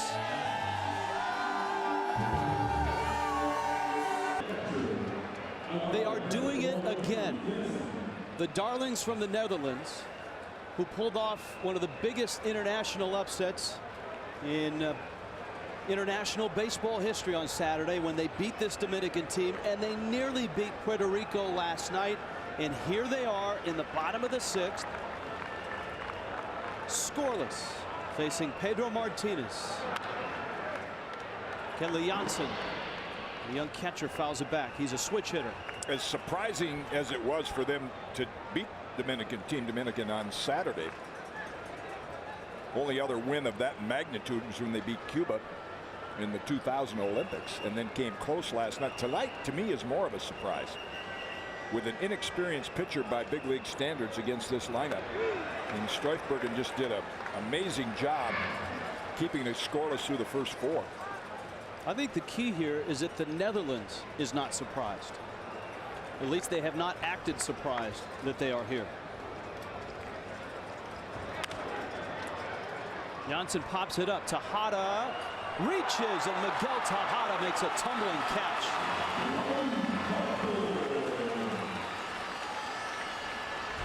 Well, he's used to chasing these pops from shortstop position where he has a little better angle. Man, that's a nice catch for a guy who hasn't played much third base at all. Over the shoulder. Tejada originally committed to this team and then decommitted when he found out he might play first base. Then the whole A-Rod thing unfolded. Felipe Alou called him and said, "I will not put you at first." He didn't want to be embarrassed. But Alou did ask him, "Will you play third base?" And Tejada, who had never played third in the big leagues, said yes. Dersma. There's something that, Jim, you've been looking for with Big Papi at first and with Tejada at third is somebody to lay down a bunt. Yeah, it's the first time they've tried it. I mean, why not take advantage of a guy who's a terrific player, but he hasn't played much third? That's an entirely different throwing motion, and Big Papi at first. Pedro trying to get the corner, and he misses. It's 1-1 strike.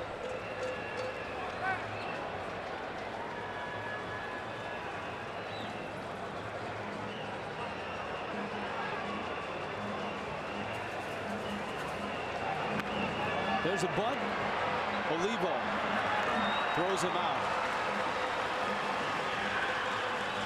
Ubaldo Jimenez, with his 98-mile-an-hour fastball, set the tone for this one. He certainly did. Didn't walk anybody, struck out 10 with a variety of pitches. Some high smoke, and then nice defense by Scope. Keep that ball in the infield, keep it a scoreless game. And Streifbergen gets out of the jam. Both bullpens have been solid. Pedro Martinez faces Eugene Kingsale, top of the order for the Netherlands.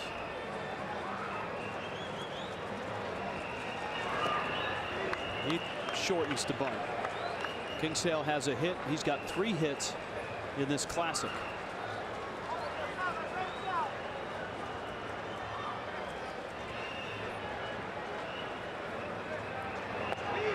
That's a strike. In a way, Pedro Martinez is pitching to keep his audition going, because if the Dominican Republic doesn't win this game, he doesn't get to pitch for him anymore because they go home.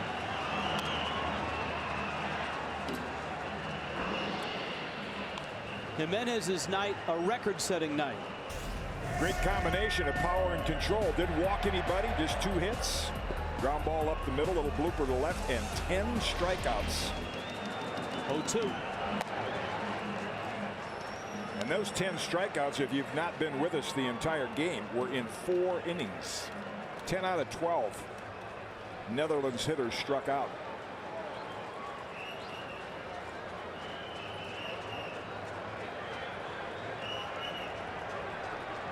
One-two. Hit him. Pedro hits the leadoff man, Kingsale. And that's going to bring Scope up, the number 2 hitter, who has really struggled in this classic. Probably see a little as Kingsale takes that in the back of the leg. Probably see either a pitch out, couple throws to first. Scoreless game, bottom of the 6th. Obvious base stealing opportunity for Kingsale.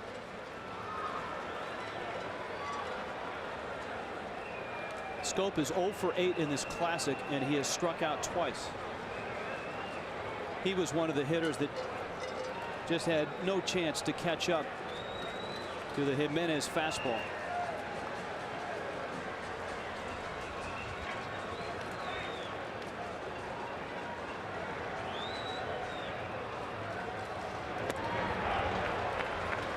Pedro bends it for a strike. See Pedro being a veteran, that time he held the ball a long time, maybe 3-4 seconds.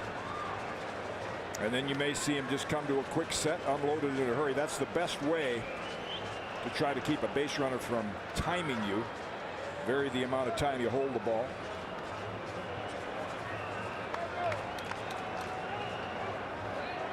And Schoop acting like a veteran, not a 21-year-old, as he calls timeout. I asked Schoop who his hero was because, you know, he grew up in Curacao, so I was thinking Andrew Jones, and he said Chipper Jones.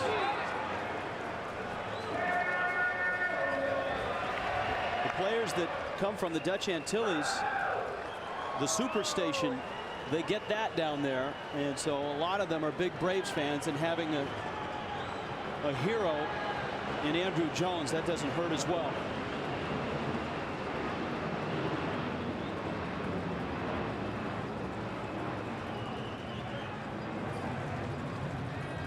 And again, Schoop steps out.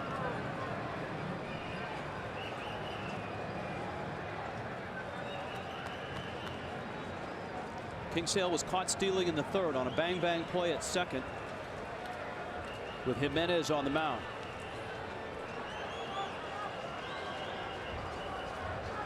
Bottom 6 scoreless. It doesn't sound right, but speed slows down the game.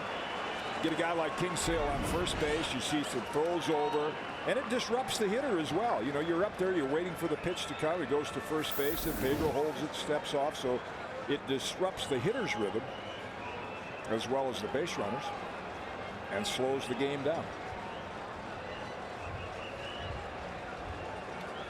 Kingsale bluffs. Schoop goes around, and Pedro, 2 scoreless innings in relief here. Here tonight in San Juan, the Netherlands hanging with the Dominican Republic. We are scoreless going to the 7th.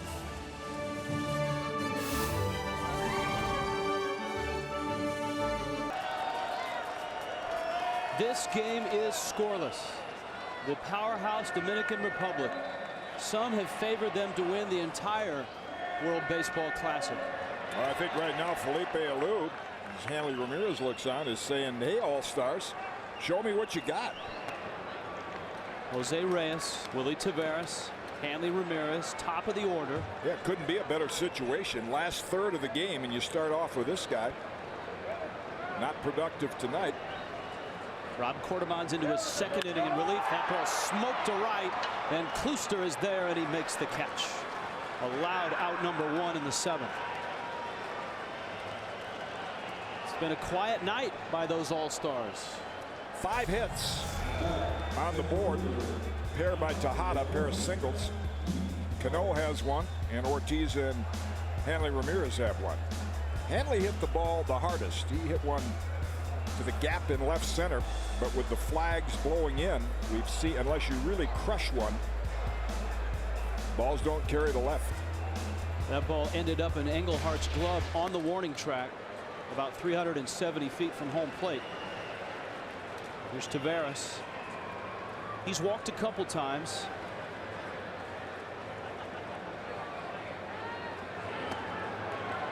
Cordemon's is just a great mix. Spots his fastball, changes speeds, poised. Bert's into it.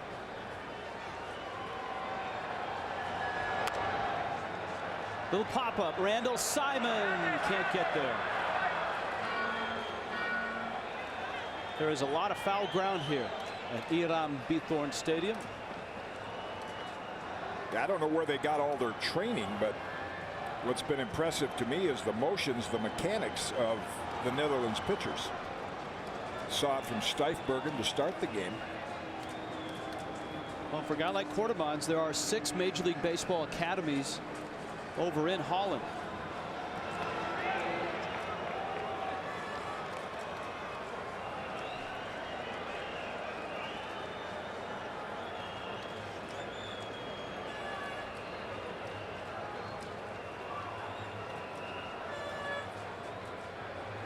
You combine that with the baseball talent that comes from the Dutch Antilles Islands, and you have something there. They've got 2 good young arms that are in the big leagues that are not here. Jair Jurgens of the Atlanta Braves and Chiron Martis. Guy clapping his hands right there is Hensley Mullins. They called him Bam Bam. He was the first to make it to the big leagues from Curacao. Martis is the guy that threw the 7-inning no-hitter in the 2006 World Baseball Classic. He's with the Washington Nationals.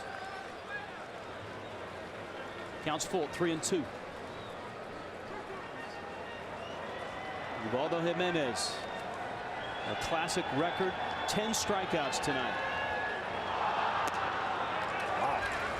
Surprising. Quartermans with excellent control has now walked 3. And just like last night's game against Puerto Rico, when you're facing hitters with this kind of potential, those walks tend to catch up with you. They did last night. Bert Blyleven hoping they don't tonight. Here's Hanley Ramirez.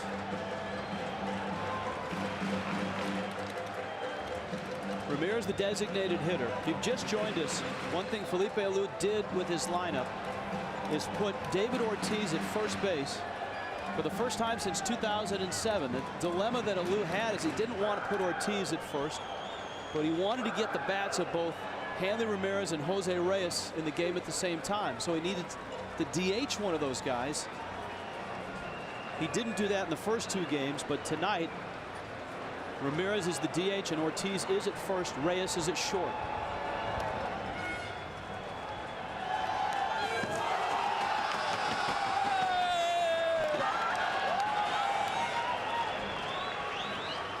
That's the flavor that we've seen all week. Painful.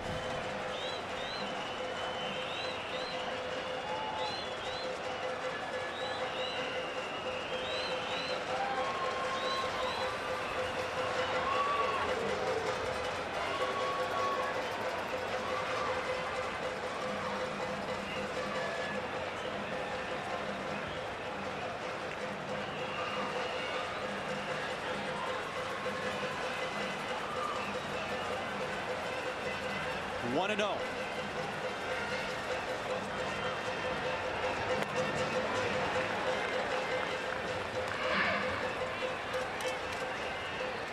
Quartermans, as we've talked about, is a starter, and he can go in this ball game as a reliever as long as he wants. The pitch count comes into effect as to when they can bring him back next.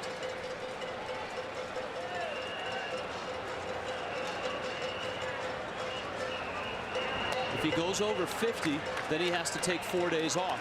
And you know what? This is an elimination game. Yeah, they don't care. They're not too concerned about if they get to tomorrow's game. If they win, they're going to be thrilled to go on to Miami. Yeah, if they win, and he's thrown 35 pitches. If the Netherlands wins, it's on to the second round. Wow. I got to believe he's showing the effects of pitching the other day if he's normally a starter. We showed his number, 16 walks and 100 and some strikeouts. And yet he's missed the strike zone a lot tonight. And that tells me it's a guy that's used to starting, but he was used on Saturday in relief and threw close to 40 pitches. And the arm may not feel quite the same. 3-1. Runner goes, and it's fouled back. Tavares had a big jump. And let's see if he's running on 3-2 with 1 out. There's the jump from Taveras. Takes a quick peek in.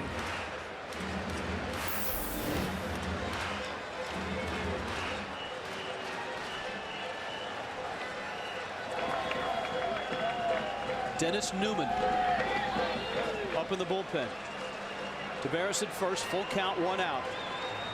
Ramirez waits. Taveras running. Swinging a drive left field and deep. Engelhart back to the track. Again he makes the catch. Twice Hanley Ramirez has sent him back to the warning track. And twice this old stadium has held the ball. Hanley says, get me back to Miami. That's probably a home run there. But he has hit 2 of them right on the barrel. Again, he's thinking about breaking it down to a home run trot. He comes up short both times. Ball just hangs up and comes down on the warning track for Engelhart. Well, this is the supreme test now for Quartermans. As you pointed out, it looks like he's tiring. He's got the big left-handed bat of David Ortiz. Ortiz has doubled in 3 trips tonight.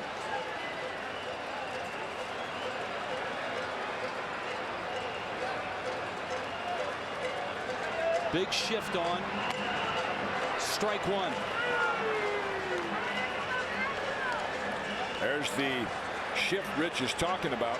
3 infielders on the right side.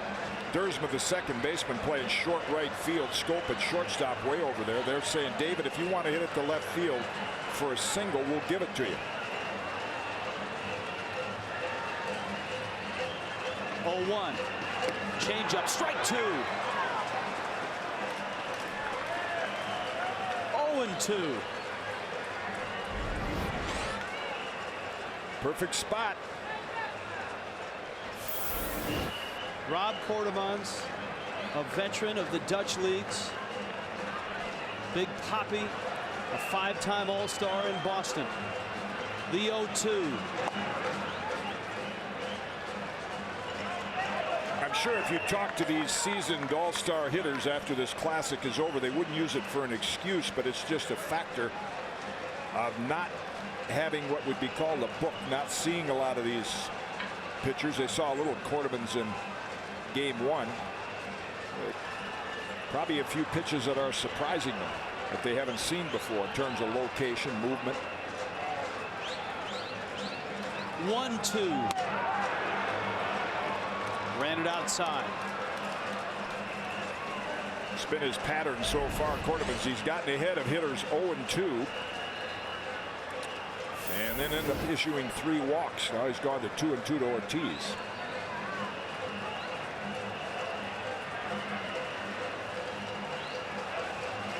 Taveras at first. 2 outs. 2-2 coming.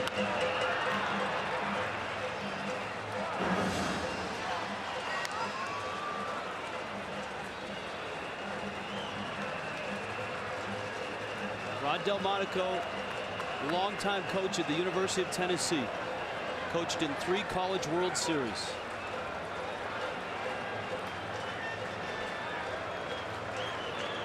Tejada waits.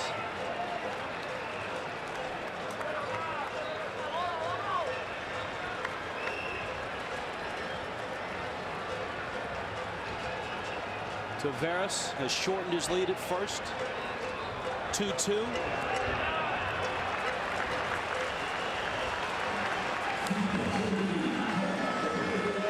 Yeah, that's not Rob Quartermans. Not when you have about a 10-1 strikeout to walk ratio and almost 50% of your pitches are out of the strike zone. Full count. 2 outs. They want Simon to play behind Taveras. Go ahead and let him get a head start, but get in position where you can knock a ground ball down.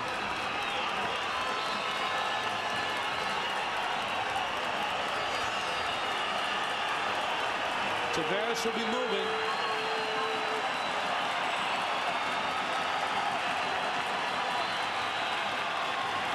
There he goes. He popped him up on the infield. DeCaster makes the catch. Surprises? You want surprises? We got another one here in San Juan. Winner goes to Miami in the second round. Loser goes home, and the Netherlands is doing it again. They are scoreless. The Dominican and the Netherlands. Willie Ibar is now at first base. He comes in for Ortiz. Pedro Martinez into his third inning of relief, and Randall Simon looks at strike one.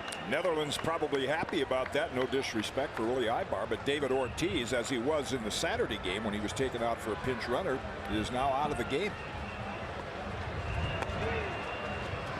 We saw it with Carlos Lee and Panama. And I think we've seen it with Randall Simon. When you're a team and you have that one big bat, sometimes that one big bat tries to do too much. Simon reaches out, pokes it down the left field line, cruises over, and he reaches up and makes the catch.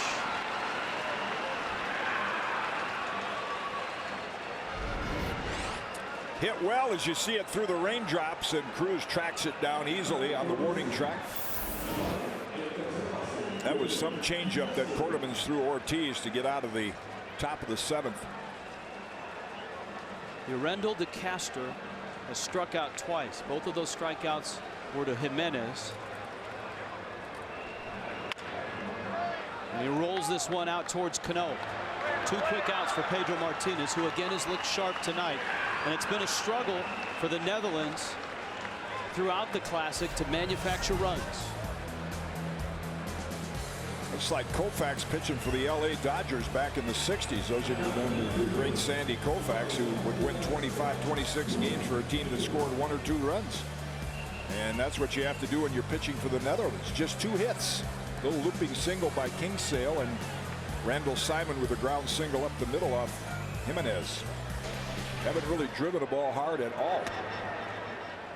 Pedro misses outside. Engelhart's 0 for 2. He has struck out and lined out.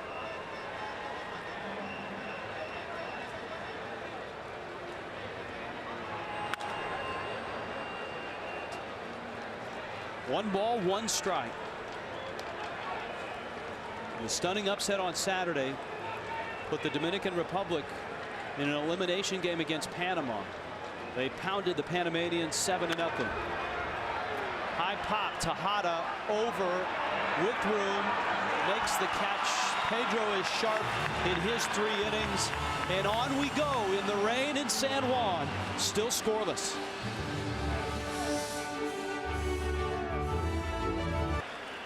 A 19-year-old right-hander, property of the Boston Red Sox, comes out of the bullpen for the Netherlands in the 8th in a scoreless game. Winner gets to the second round, loser is eliminated. And he's been right in the middle of it. Pitched an effective inning on Saturday to help the Netherlands win, and then it was his base on balls yesterday that was the downfall. Puerto Rico capitalized and scored 3. Tejada takes a strike. Tejada, Guillen, and Cano. A look at Newman.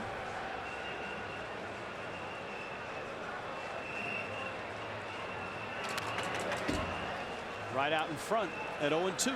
That's nice for Rod Delmonico and Bert Blyleven as well to bring him right back. That's what he did last year, just 2 walks in 10 innings.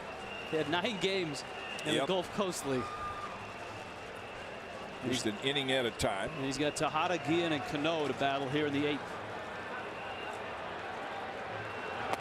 And he strikes out Tejada.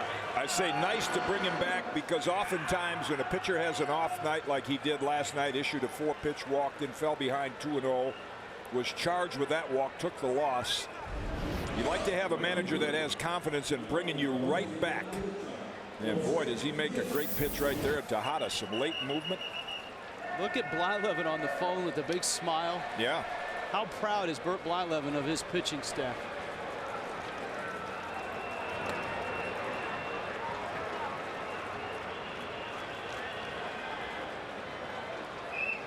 (0-1) to Jose Guillen.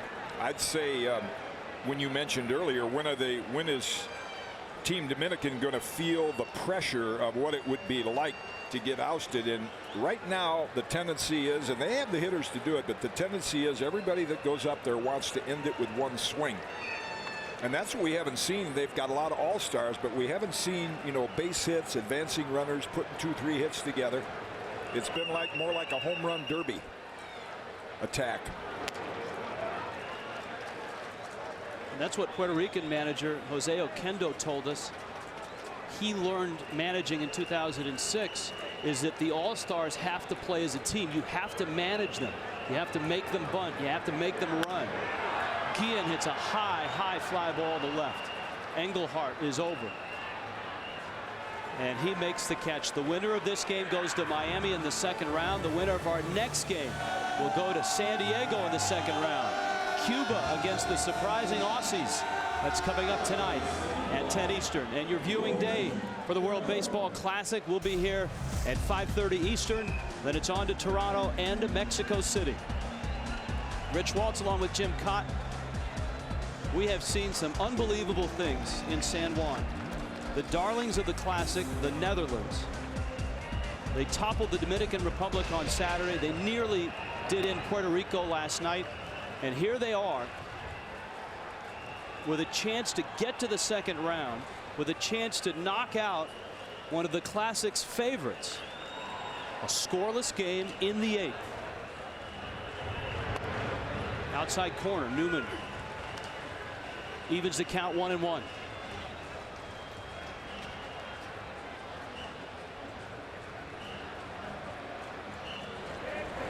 Rafael Perez, the hard-throwing lefty, getting ready. 1-2 to Robinson Cano. And as good as the starter has been Jimenez and then Pedro, one of the strengths of the Dominican team is the live arms they bring out of that bullpen. 25 innings in this Classic. The Dominican Republic has yet to give up an earned run. Edinson Volquez gave up 3 unearned runs in his start on Saturday. 1-2.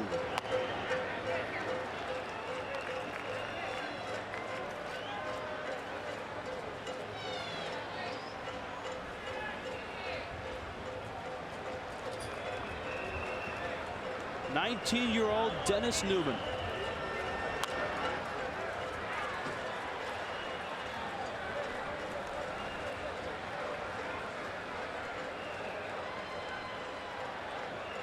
'18 earned run average, based mostly on the 2 base on balls he issued last night.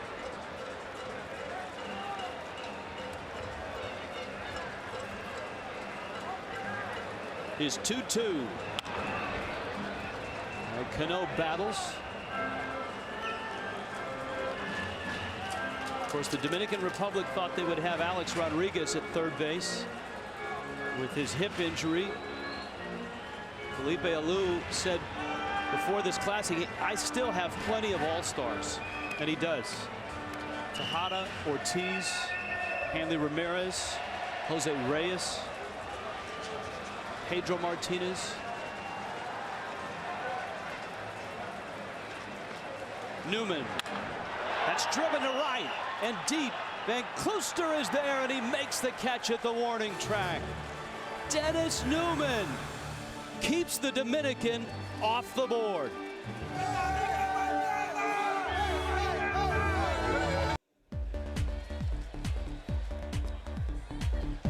The tension is building. Elimination is at hand for one of these teams. The darlings of the Classic, the Netherlands, have knocked off the Dominican once already. And right now in San Juan, in the bottom of the 8th inning, we are scoreless.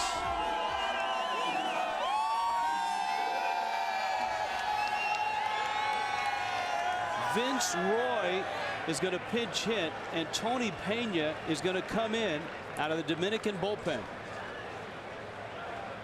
Roy drives it to left and deep to the wall. Caught by Cruz. Wow.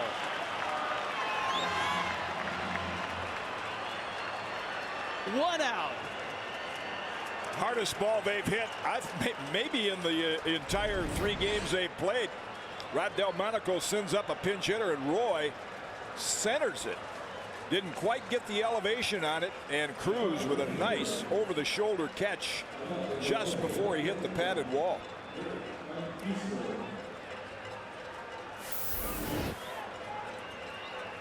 Dirk von Kluster. The rally caps are on in the bottom of the 8th.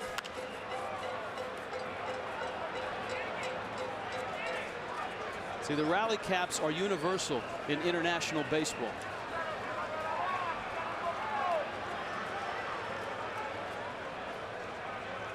Van Kluster in the lineup for his bat, a great hitter in the Dutch leagues, but 0 for 2 tonight. Pretty nice luxury to have if you're Felipe Alou. You bring in Tony Pena, who will be the closer with the Arizona Diamondbacks. He's got 3 or 4 more live arms down there behind him should this game go beyond the 9th inning. 2-1. 3 times we've seen balls hit well to left field, and 3 times they've ended up on the warning track. With the wind that has blown throughout this classic from left to right, Hanley Ramirez hit 2 to the track, and Roy and his home run bid came up about 10 feet short.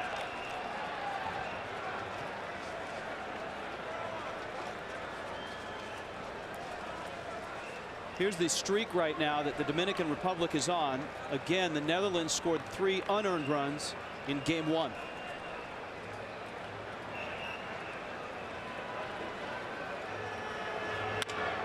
Chopper over the middle. Cano. 2 down here in the bottom of the 8th.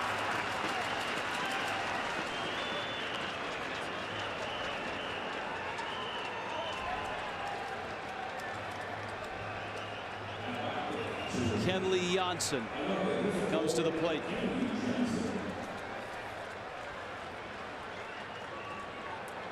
He's hit 9 home runs in the lower minors, so he does have some home run power, but he has struggled with the bat with that long swing. No swing. Luis Ramirez out of Mexico, our third base umpire.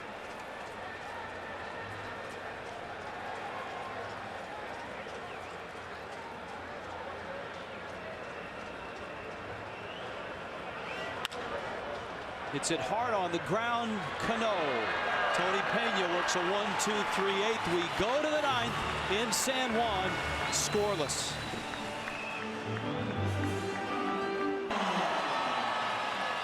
The 19-year-old kid Dennis Newman is still on the mound in the 9th inning of a scoreless game with everything on the line.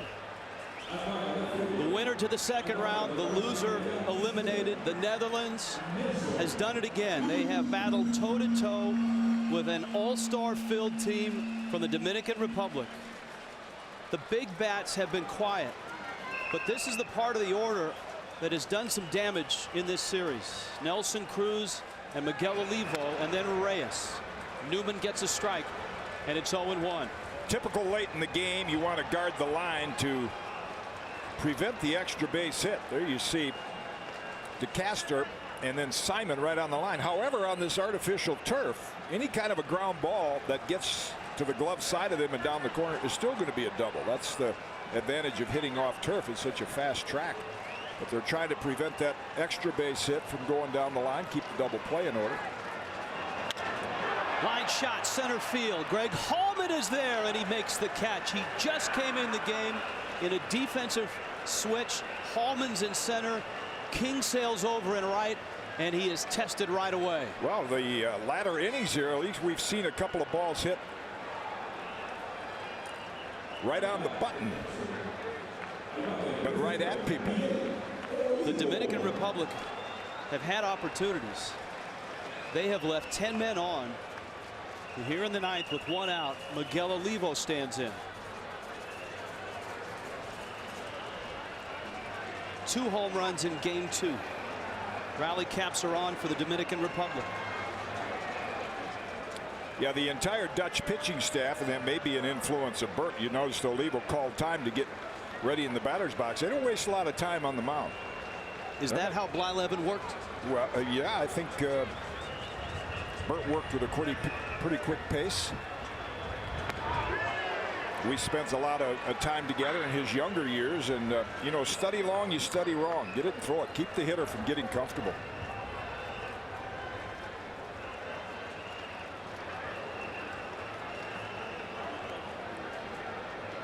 This kid was in the Gulf Coast League last year. Olivo to left field. That's deep. Engelhardt, shy of the track, makes the catch. There's 2 outs in the 9th.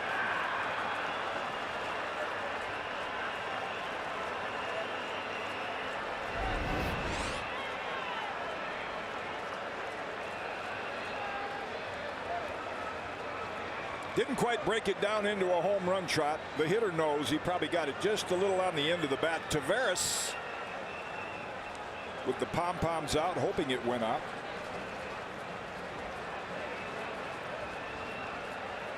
How much of that weight of the nation is resting on the shoulders of the Dominican Republic? Well, a lot of it right now. I mean, Rob Delmonico going to make a pitching change. He's got what he wanted out of his hard-throwing Dennis Newman, and now I'll bring in a lefty to face Reyes. Scoreless in the 9th.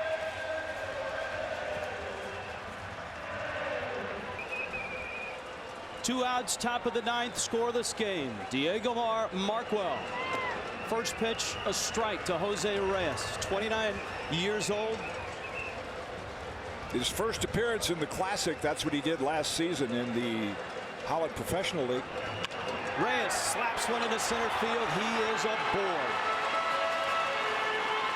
Jose Reyes. Well, now things will get interesting. Delmonico made the pitching change because the ball's not carrying to left field. He didn't want Alberto Castillo. And there's maybe a pinch hitting situation. Calling Taveras back. A pinch hitting situation.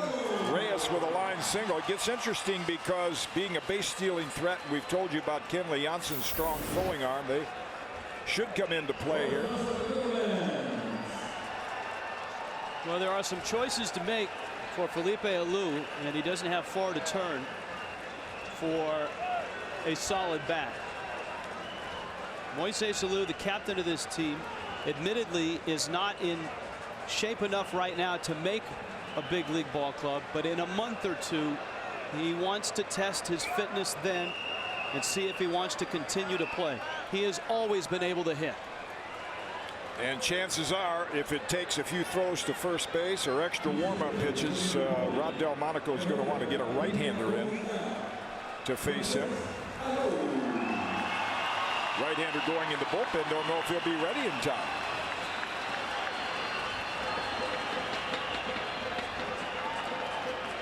Leon Boyd, the closer. So Reyes is at first. Alou is at the plate. Check swing, strike one. Boy, this is surprising, but maybe Delmonico, nobody knows the pitchers better than the manager and the pitching coach. Percentage-wise, you'd say, well, you got to get a right-hand pitcher in there, but he's leaving the lefty in, maybe to keep Reyes close at first base and give Janssen a chance to throw him out. Marquel over to first. Now Marquel pitched in the minor leagues for the Blue Jays. Never got to the big leagues. He was in the minor leagues for 7 years.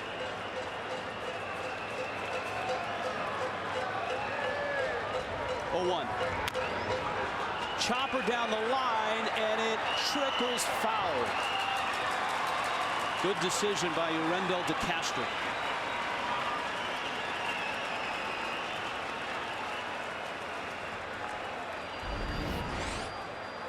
And here's a decision Rich was talking about. Hugging the turf. No way you're going to throw Moises Alou out. Even at his age, and your best chance, wait for a foul ball. They got it. Sets up an interesting situation here. If you're Reyes with an 0-2 count, you'd think you're going to gamble and go ahead and run, because chances are they're going to throw a pitch out of the strike zone, maybe in the dirt, get Alou to chase it, so you might get a good pitch to run on. The other option for the Netherlands is pitch out.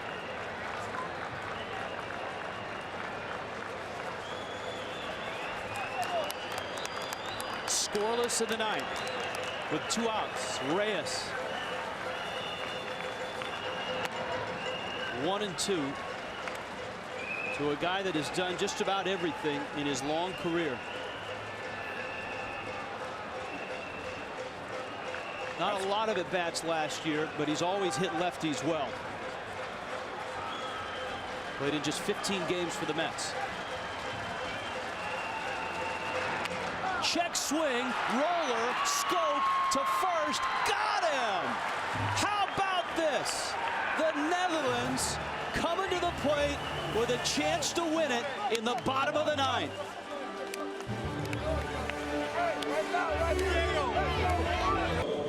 What an incredible story this would be. The Netherlands scoreless with the Dominican Republic in the bottom of the ninth.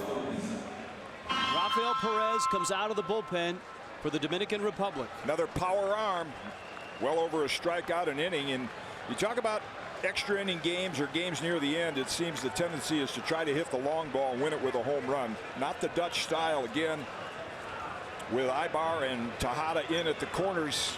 The way the Netherlands team has to try to win this game is with a bunt, a sacrifice, some kind of way to manufacture a run. Probably not going to do it with a home run. Number 9 hitter Michael Dersma leads it off. Strike 1 from Perez. Tavares left for Alou, and Bautista takes over for Alou in the lineup and in center field.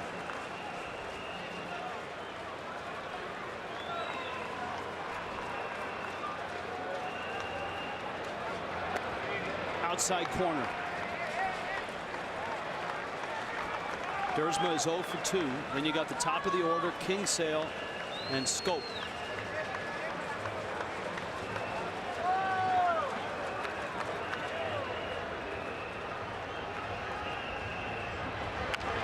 Slow roller out at first. Good play by Perez. In the World Baseball Classic, in extra innings, if the game gets to the 13th, it's the Olympic rule where you will start the inning with nobody out and 2 runners on. Each team would get a half an inning of that, and you play from that point on with those rules. Rod Delmonico and the Netherlands, huge underdogs when they landed here in Puerto Rico. If you stacked up all 4 teams with major league talent and potential, and you handicapped this pool, the Dutch would be at the very bottom.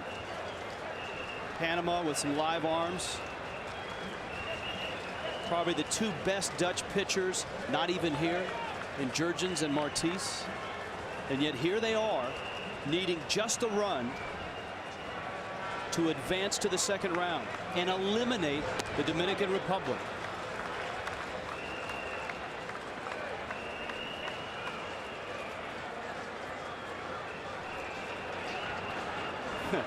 There you are. If you line them up, major league players in the World Baseball Classic.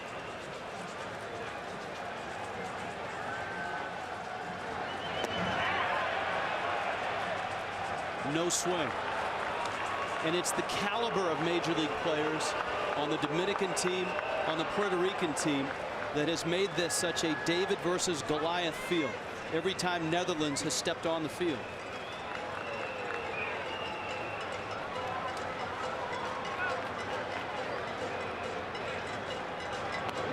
Kingsale swings and misses, and it's 2-2. Ubaldo Jimenez struck out a classic record 10. Pedro Martinez went 3. Tony Pena an inning, and now Perez out of the bullpen for the Dominican Republic. Kingsale just trying to get on base.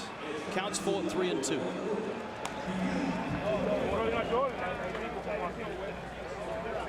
There's another nasty arm down there. Carlos Marmol.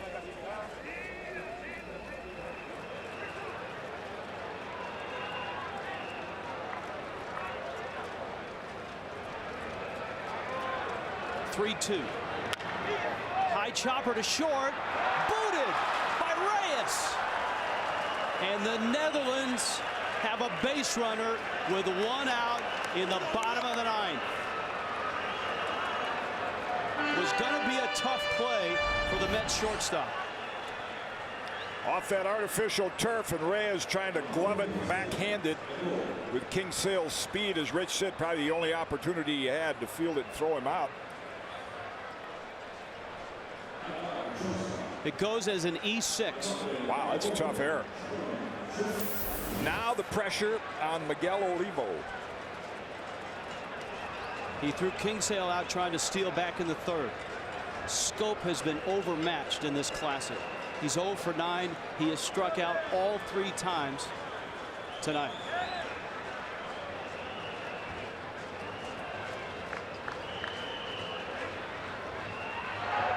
Wow. Perez almost threw it away. That would have put Kingsale at third base. That's what Rich is talking about. Abar had to reach around Kingsale. Kingsale would probably like to see a couple throws over there just to get a little idea what Perez's move is like.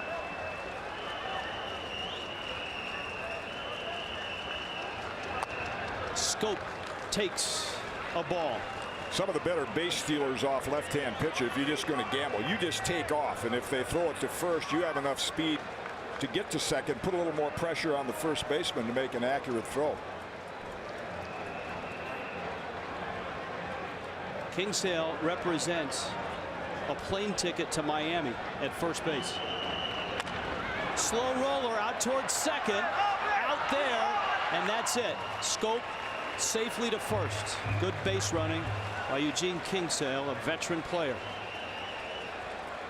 Tough matchup, but the Netherlands have the guy at the plate with the most major league experience and the most pop that can at least hit him and get him an extra base hit. Cano with a flip toss to Reyes, but no chance to get Scope on the return throw.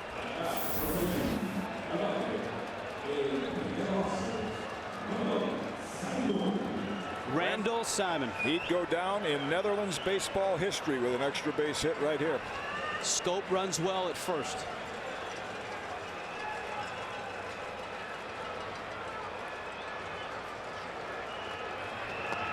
Simon takes ball 1. And of course, with the winning run at first, you want to prevent the extra base hit. And so as a result, look how deep the outfielders are. They're playing way back by the track. They'll give you a single, but not a double.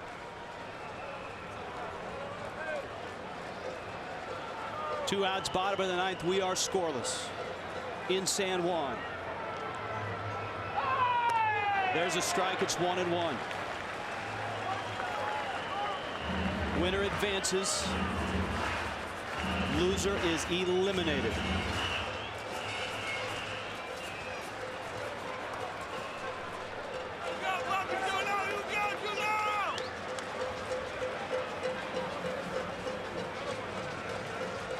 Over to first. And Scope. Back in time. Perez, the 4th pitcher to work for the Dominican Republic. The staff has yet to give up an earned run in the Classic. 26 2/3 innings. Simon, a ground ball, sharply hit. Cano has it, gets the out. Extra innings in San Juan. To the 10th we go. Scoreless.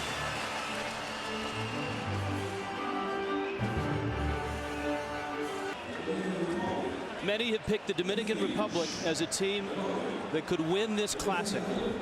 The Dominican Republic isn't going anywhere if they don't win this game. The Netherlands and the Dominican Republic, who met on Saturday. It was the big upset by the Netherlands. They meet here in an elimination game. The winner goes on to the second round. Hanley Ramirez, line drive left field. Engelhardt, who has run down 3 of Hanley Ramirez's fly balls, nabs another one. Well, Rod Delmonico gambling. He's got his closer, Leon Boyd, a right-hander in the bullpen, but he's sticking with the lefty, even against right-hand hitters. Now, we'll see if Felipe Alou is prophetic. When he was analyzing his team, and of course they're without A-Rod, he said one of the guys on his team that he thinks of as a winning player that can do so many things is the guy at the plate right now. You don't think of him as the all-star caliber player that a lot of his lineup. Willie Ibar. Well, just pick up the phone and call Joe Madden. Yeah. And he will tell you Ibar is a guy that did a lot of little things right for a team that did all the little things right. The Tampa Bay Rays. Those numbers don't tell you how valuable he was. Markwell misses outside to Ibar with Tejada on deck in the 10th.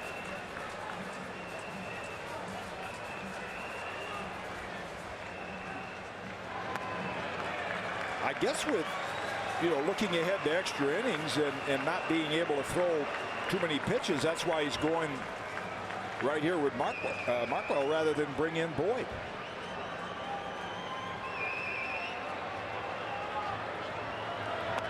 Well, there's no question the Dominican Republic has a much deeper and a much more talented bullpen. But what the heck, that's been the case since the first pitch for the Netherlands. Tommaso Marte, lefty, getting ready. Woo. Big time swing, and you can see the reaction in the Dominican dugout. Willie Ibar got one right in his zone and just missed it.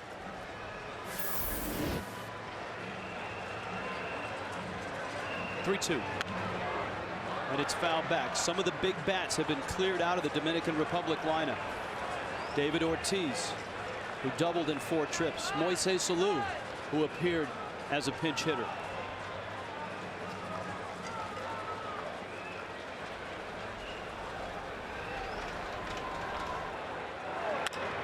Stroked out towards second. Dersma. 2 down in the 10th.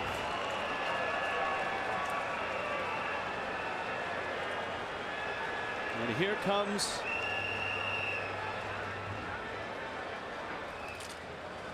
Rod Delmonico. I was about to say Tejada because Miguel was striding towards the plate, but as soon as he saw Delmonico pop out of the dugout, he headed back to the on-deck circle.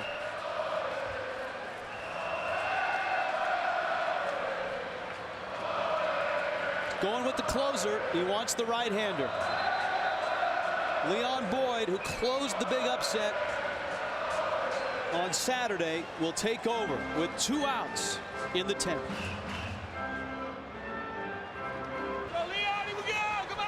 Another thriller in San Juan. The Netherlands and the Dominican scoreless. Leon Boyd, the closer for the Netherlands, into the ball game with 2 outs and nobody on in the top of the 10th. Miguel Tejada takes a strike. Got beat on a hanging slider yesterday. That's what Yadier Molina hit off Boyd. That's the most dangerous pitch late in the game. Is a high slider. They go a long ways. But he's got that again, as Rod Delmonico and Bert Blyleven said. They can bring guys in with some different arm angles. Boyd about 3/4. Now he dropped down a little farther on that one. You might even see him go a little lower, almost like Kent Tekulve used to, the former great reliever of the Pittsburgh Pirates. Who's the guy that Bert Blyleven used as an example when he started to work with Leon Boyd about 2 weeks ago.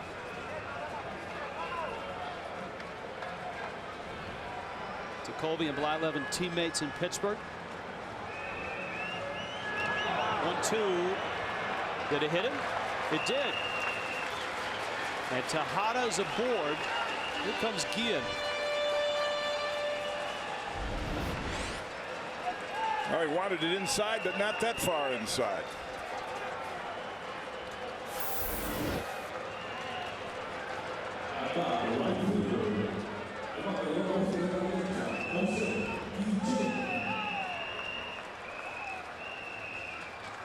Guillen quiet tonight, 0 for 4.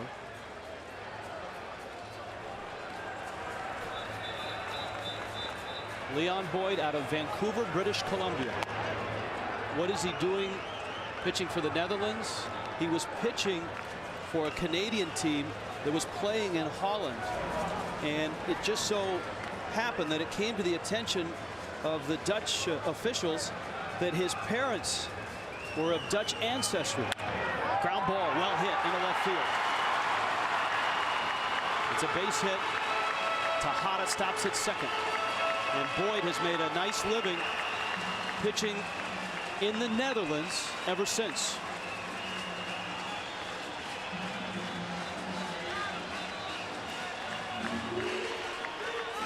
Now he's got to get Robinson Cano.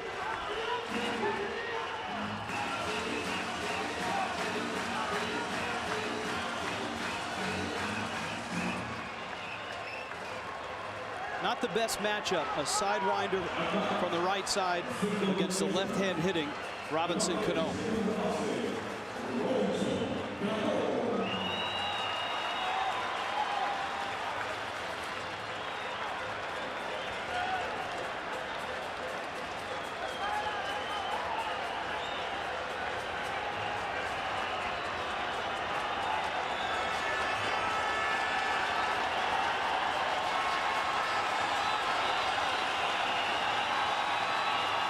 Guillen over at first. Tejada's at second.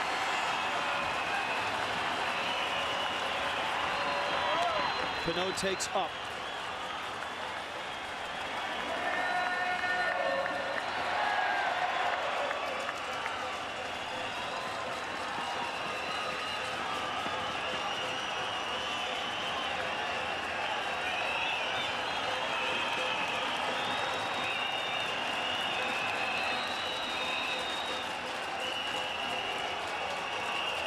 Kenley Jansen out in front of the plate wants to make sure he and Boyd are on the same page.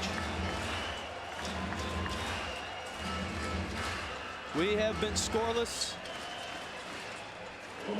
The Dominican Republic has had opportunities. They have stranded 11. And as the zeros have grown up on the board, the pressure has grown on Felipe Alou and the Dominican Republic. A loss here would be a national embarrassment. Strike, 1-1.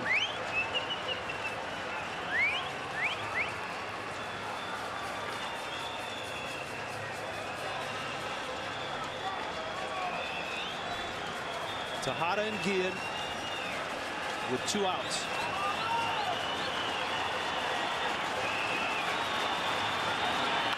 Cano hits a drive into right field. Kingsale is under it and makes the catch.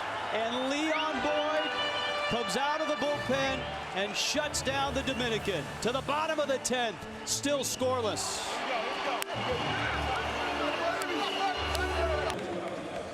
Bottom of the 10th, scoreless.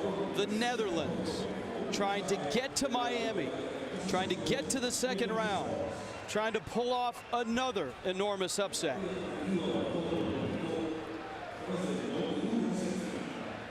New pitcher, Damaso Marte. Last season with the Yankees, a left-handed specialist. Better than a strikeout an inning. You can say that about every Dominican pitcher that comes in there. And probably the best part of the order for the Netherlands. They've got some veteran right-hand hitters. DeCaster, Engelhart, and Roy. 4, 5, 6 in the order. Marte throws a strike. You made the point that with Boyd coming out of the bullpen, Rod Delmonico couldn't wait. Felipe Alou can wait. He can keep Carlos Marmol down there and still keep running quality arms out. Marte's out in front 0-2.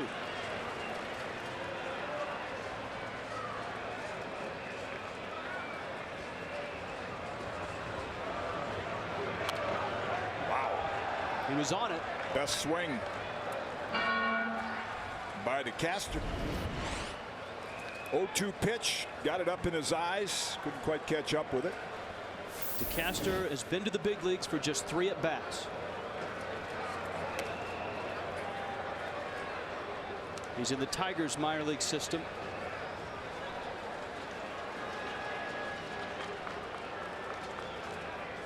He hit 3 home runs in the 2004 Summer Olympics.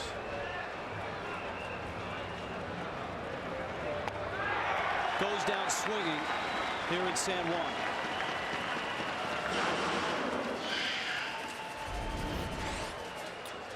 Pretty nasty slider right there. After that high fastball, good late break from Marte. Not an earned run in the equivalent of 3 games.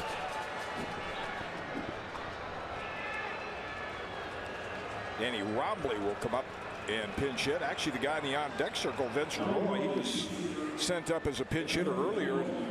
Probably hit the ball harder than any of the Netherlands hitters have in the 3 games they've played. Rombley pushes a bunt, and he's out at first.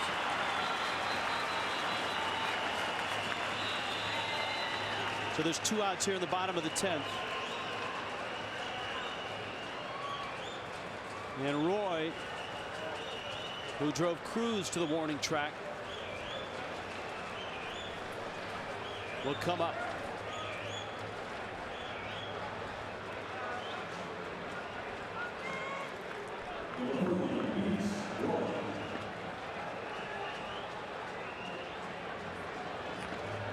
Vince Roy. Marte misses in.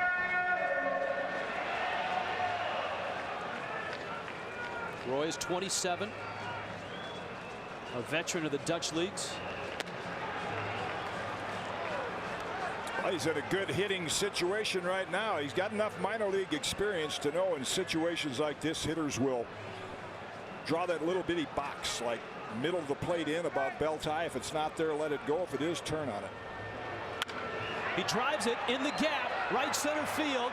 Guillen over, Roy around first, and he'll stop there. He's hit the ball hard twice tonight. And the Netherlands with a runner at first and 2 outs to the bottom of the 10th. 2 good at-bats for Vince Roy. Drives this to right center. Nice job by Guillen getting over to cut it off and hold Roy to a single.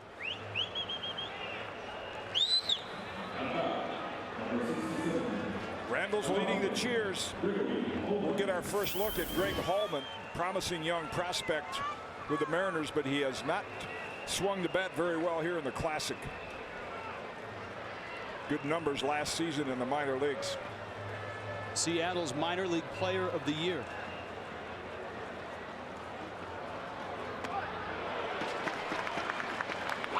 Hallman last year, between Double-A and Single-A, hit 29 home runs and drove in 83.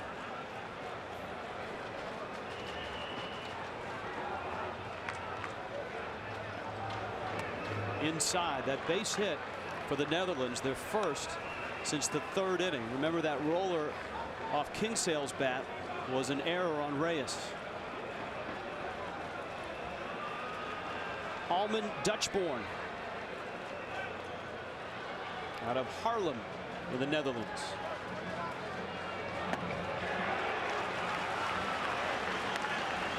One and 2.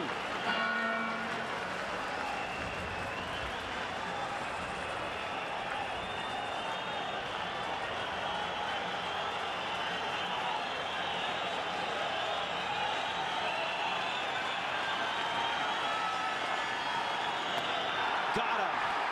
Damaso Marte, outstanding.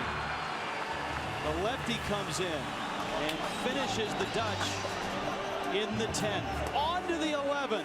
Still scoreless.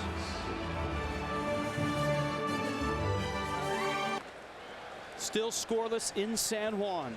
The Dominican Republic and the Netherlands. Into the 11th we go. A reminder, the World Baseball Classic When you get to the 13th inning, if the game is still tied, each team would start their half inning with runners at first and second and nobody out. It's a rule that many baseball fans came to know in the 2008 Olympics. The way this game is gone, they might want to change that and let them start them at second and third. It's pretty hard to get a run in. Nice. Leon Boyd still out there. Nelson Cruz is up. Drive to center. Hallman back. Got it. 1 out. Well, even though Boyd is the closer, Felipe Alou a little frustrated there. Thought that might be in the gap. He has probably made the most hittable pitches, leaving a few up in the zone. Realistically, the Netherlands has already won. I mean, we've talked from the start about them being a AA caliber team, promising young prospects, but certainly not the caliber of Puerto Rico or the Dominican team, and yet they have won one game, competed hard in the other, and are tied. They're not going to be satisfied with that. And nobody gave him a chance on Saturday. They can go home and say, wow, we competed with the big boys. Nobody gave him a chance. Nobody gave him a chance last night, and they nearly beat Puerto Rico. And I think a lot of people felt coming into this game, because of the way they lost last night and because of the state of their pitching staff, that they had absolutely no chance to even stay close to the Dominican. I'm shocked that we're scoreless. When I looked at that Dominican lineup and a young 23-year-old Class A pitcher against that lineup, you'd think, wow, they're going to get behind early. And he pitched 4 great innings, Stoifbergen, to keep the get the Dutch off to a great start. There's tonight's starter. Yep, high five. Stoifbergen, Smith, Cordemans, Newman, Markwell, Boyd. Could Blyleven be next?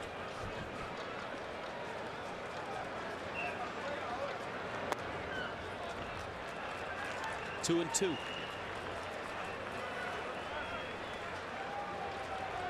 But Rod Delmonico has no choice. He had to bring his closer in. Felipe Alou has been able to bring live arms out and save Carlos Marmol. Olivo hits a sky-high pop-up. DeCaster with that wind going left to right. It's been trouble the entire Classic. Now the left-hand hitters have the big chance. This is what Rich is talking about. Actually, it ends up being the shortstop's ball, because that's what the wind is doing, blowing out to right. That's why they brought a left-hander in to face Reyes and turn him around. Much more favorable for a left-hand hitter if you get it airborne. Reyes was aboard in the 9th.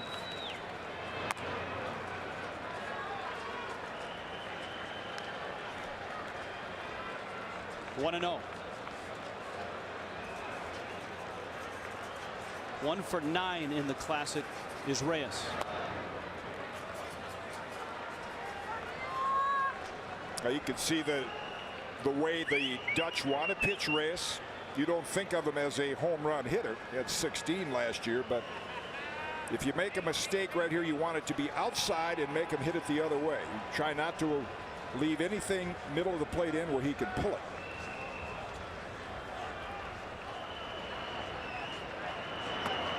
Caught the corner.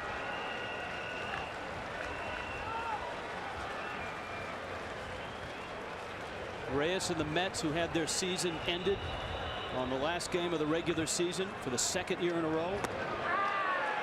Outside corner.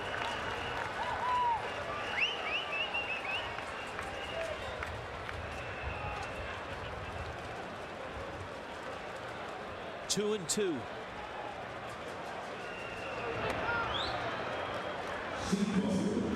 Full count.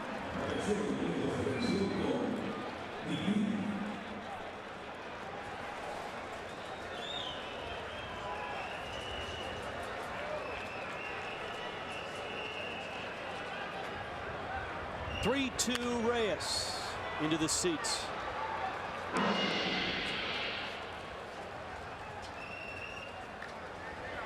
Leon Boyd trying to get through this inning. Marmol is up and ready to rock and roll.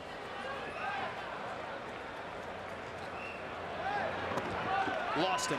And a dangerous man is at first base.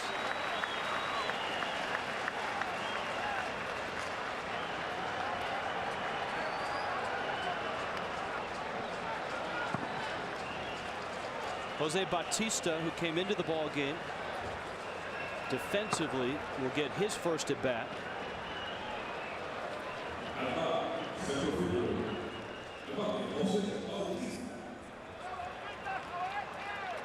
Right-hand pitcher to look at now for Reyes. He couldn't get a jump off the lefty. Let's see how big a lead he gets and whether he's going to test Janssen's strong arm. Strike. Nice job by Boyd. He just came quick set, delivered it in a hurry. Didn't really give Reyes much of a chance to get a comfortable lead. Reyes away. And Boyd, obviously a mystery to the hitters in terms of seeing each pitcher, and a mystery to the base stealers as well. Reyes is running on the pitch, which is fouled at the plate. And that'll bring him back to first. Got to go again. 0-2.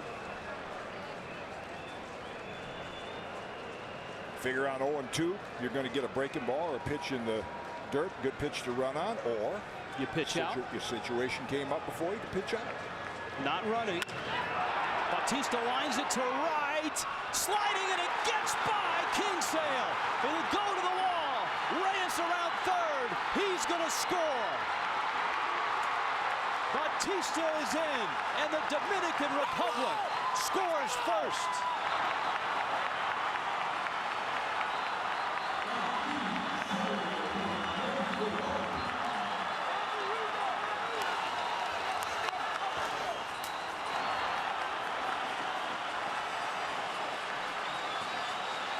Eugene Kingsale tried to make a sliding catch.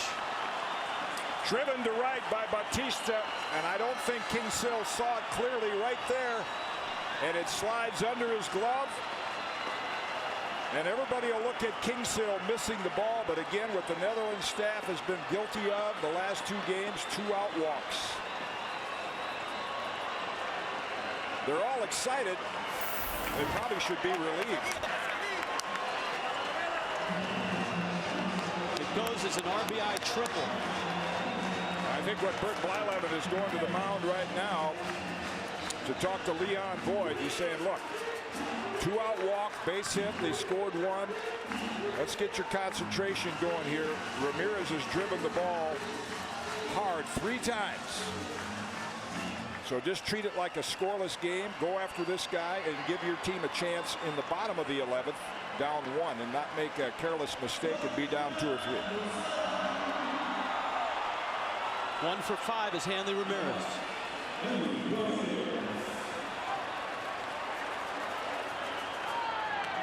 Bunting, and it's foul.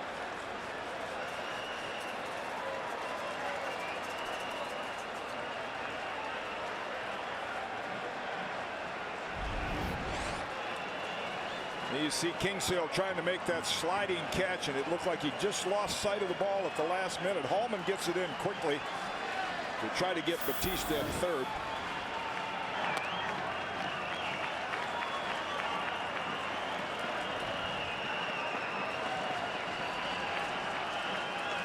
One ball and 1 strike to Hanley Ramirez. Leon Boyd has thrown 27 pitches.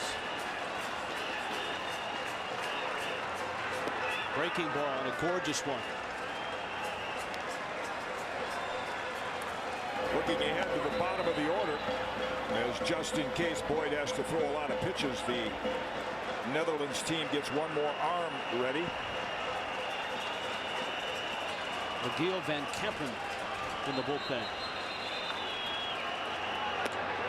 Outside corner, he struck him out, but the Dominican Republic is on the board, and the Netherlands needs to score. Jose Bautista with an RBI triple. To the bottom of the 11th we go.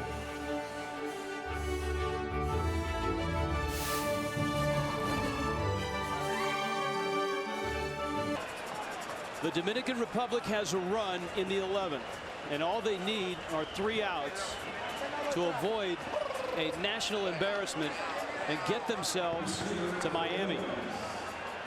And that's who they have to do it against right there. Carlos Marmol.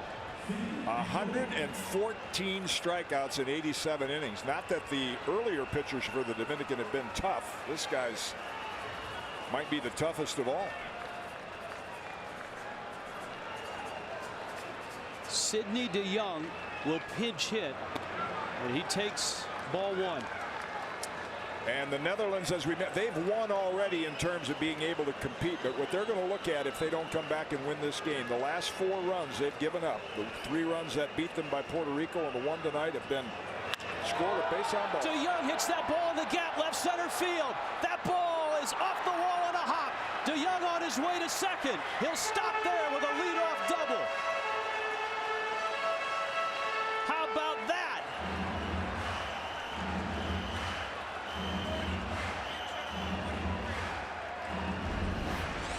Little shocker for Carlos Marmol. Gets a fastball up in the zone and DeYoung drives it. His first at bat in the Classic. Rod Delmonico going to go to his bench. Bring another pinch hitter up, Curt Smith, that we haven't seen. And just like that, when they've had such a difficult time even getting singles, they get an extra base hit. Curt Young is just 22. Carlos Marmol is trying to get himself back together. Curt Smith, 22 out of Curacao.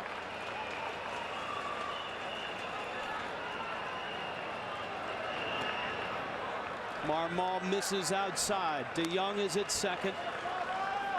Marmol, one of the electric arms out of Lou Pinella's bullpen in Chicago. The Dominican Republic started with the stuff of Ubaldo Jimenez, who struck out a Classic record 10, and they're trying to close it with Marmol. Little strategy sessions going on here. Everybody crowded around Marmol, including pitching coach Mario Soto. And now Rod Delmonico comes out to talk to DeYoung, the runner, and Curt Smith, the hitter, as well as the third base coach, Wim Martinez.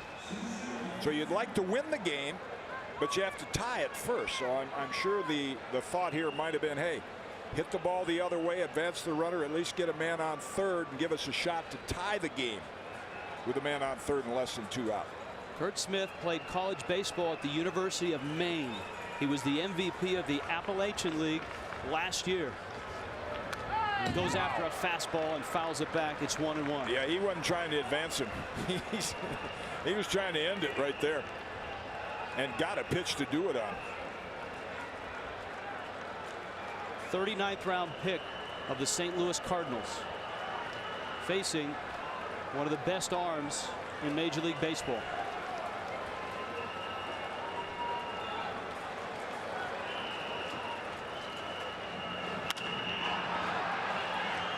In the air and out of play.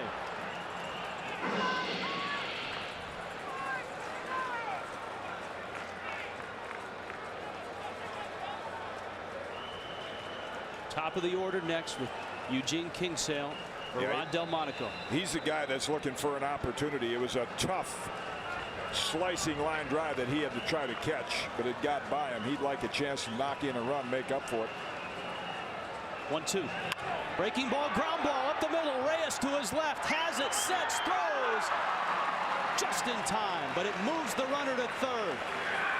And with 1 out, the tying run is 90 feet away in the bottom of the 11th. Good at bat by Curt Smith, and a good decision by Felipe Alou. He's got 2 all-star shortstops. He got the better defender in the game, and Reyes makes a nice play to his glove hand side. There's DeYoung, and here is Kingsale. Felipe will bring the infield in, which with Kingsale's ability to chop it on the ground works a little to his favor.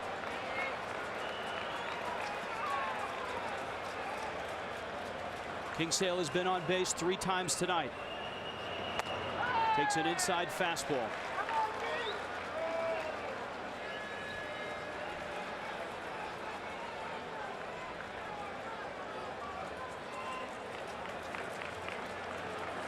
Bottom 11. 1-0 Dominican Republic. 1-1 to Kingsale. Well, he's been around long enough, Eugene Kingsale. He knows his goal here is to try to slap that ball on the ground, chop it on the ground some way. 1-1. 1-2.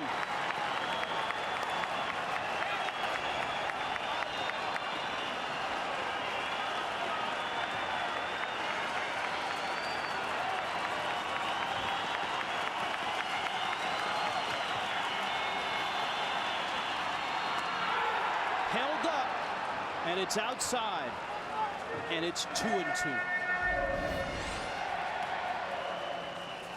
Just off the corner. He hasn't caught up to the fastball, and that was a changeup.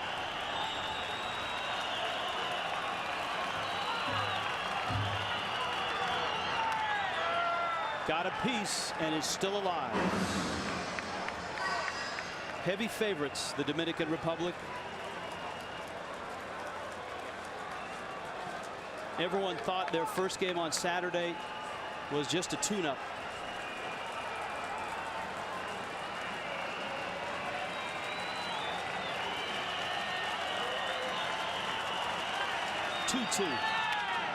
Drive to right center field. That's going to get in. Base hit. They've tied it.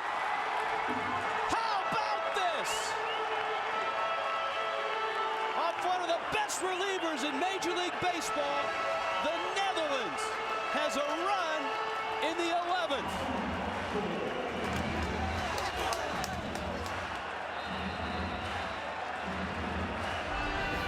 Redemption. 2-strike count. Kingsale, who missed catching that slicing line drive, enabled Dominican to score. Bloops a single into right to tie the game. The Netherlands, who had had one extra base hit in the entire Classic, get one from Sidney Young and a blooping single. Sidney DeYoung and a blooping single and tie the game. And now Kingsale with a threat to steal second base to put the winning run in scoring position. 21-year-old shortstop Charlon Scope, who's 0 for 4. Marmol throws it away. Kingsale on his way to second. Kingsale around second. He's headed to third. He's got to get there.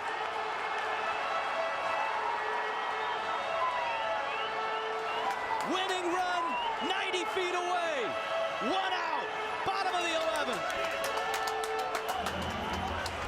This is unbelievable. Marmol comes in, one of the greatest closers in the game. 1 run, then throws it away. 90 feet from winning the game in what would be two of the most shocking wins in international baseball, and the two biggest by the Netherlands. Infield will come in. You've got a single-A shortstop up against Carlos Marmol. And again, like Kingsale, Schopp shot with the infield in and Kingsale's speed. You almost want to play like a softball hitter and just try to chop that ball on the ground. Marmol, breaking ball, a strike. Good speed at third. Scope has struck out 3 times tonight.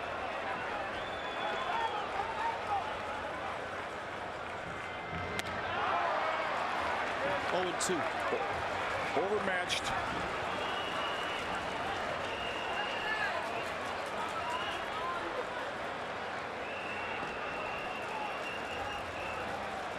Randall Simon is on deck. 0-2. He came with a fastball. 2 breaking balls and a fastball. Marmol on top. 1 and 2. Alou bringing his left fielder a little closer.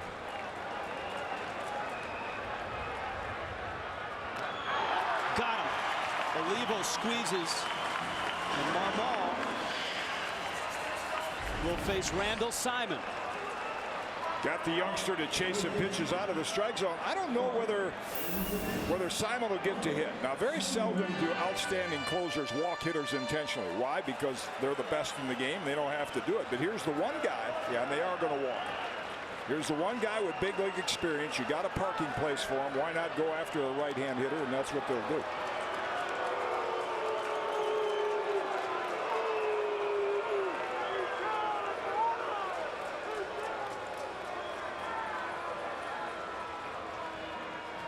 If you're Kingsale, you know, get a little bigger lead off third. You saw Marmol throw it away to first base. Sometimes this intentional pass, you know, you try to aim the ball to the catcher, gets away from it. Urendel DeCaster is on deck. He's 0 for 4 with 3 strikeouts. If you've just joined us, this has been an absolute classic. An elimination game. The winner goes to round 2. The Netherlands, enormous underdogs, as they were on Saturday when they beat the Dominican, as they were last night when they pushed Puerto Rico to the very end. Well, if Billy Martin were here right now in the Netherlands dugout with the numbers you've talked about and all the strikeouts, he'd have DeCaster pushing a bunt toward the second baseman. Would be the most surprising play to the Dominican team, and with the infield back the way they are, that's a game winner. Also got to be aware of a pass ball or a wild pitch. See, and even now Ibar is going to play way behind Simon, so you got all kinds of room on that right side. Carlos Marmol. Urendel DeCaster pops it up, foul and out of play, and the count evens at 1-1. The Dominican got a run in the top of the 11th when Jose Bautista's sinking liner ducked under the glove of Eugene Kingsale. But it's Kingsale with an RBI single. He's at third. He's tied the game.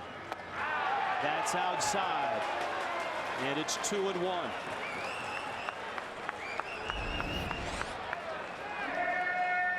Just missed. Good discipline by DeCaster, laying off that tough breaking ball.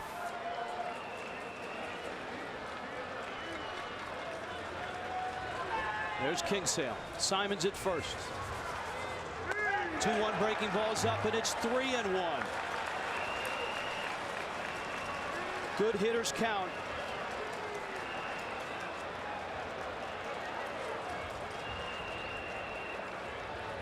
The Netherlands 90 feet away from Miami. 90 feet away from another enormous upset.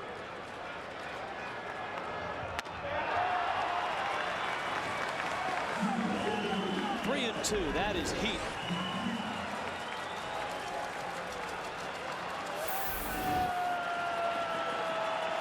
Simon will be moving from first. Danny Rombley's on deck. 3-2 pitch. Ground ball off the glove of Ibar. They did it. They win it. The Netherlands is going to Miami. Down goes the Dominican.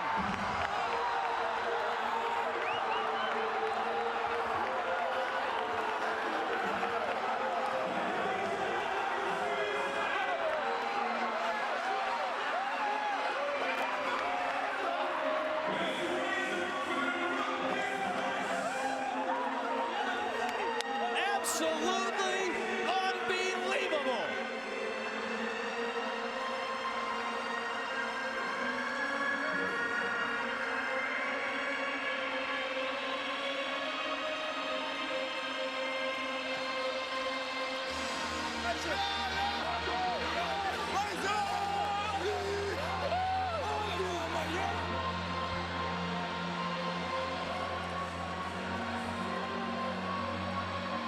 Two runs in the bottom of the 11th off one of the best relievers in Major League Baseball. And the first earned run that the Dominican staff has given up.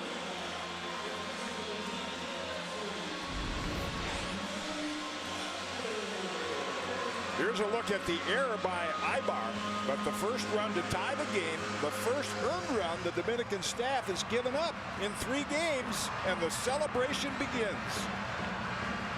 Back in Holland, they're saying, you ain't much if you ain't Dutch. Nobody gave them a chance on Saturday. They stunned the world by beating the Dominican.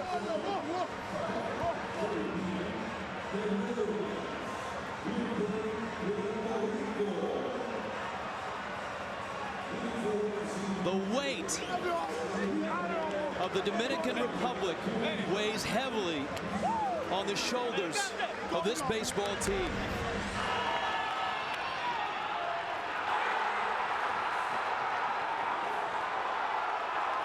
Ibar couldn't hold it. DeCaster gets to first. Kingsale scores.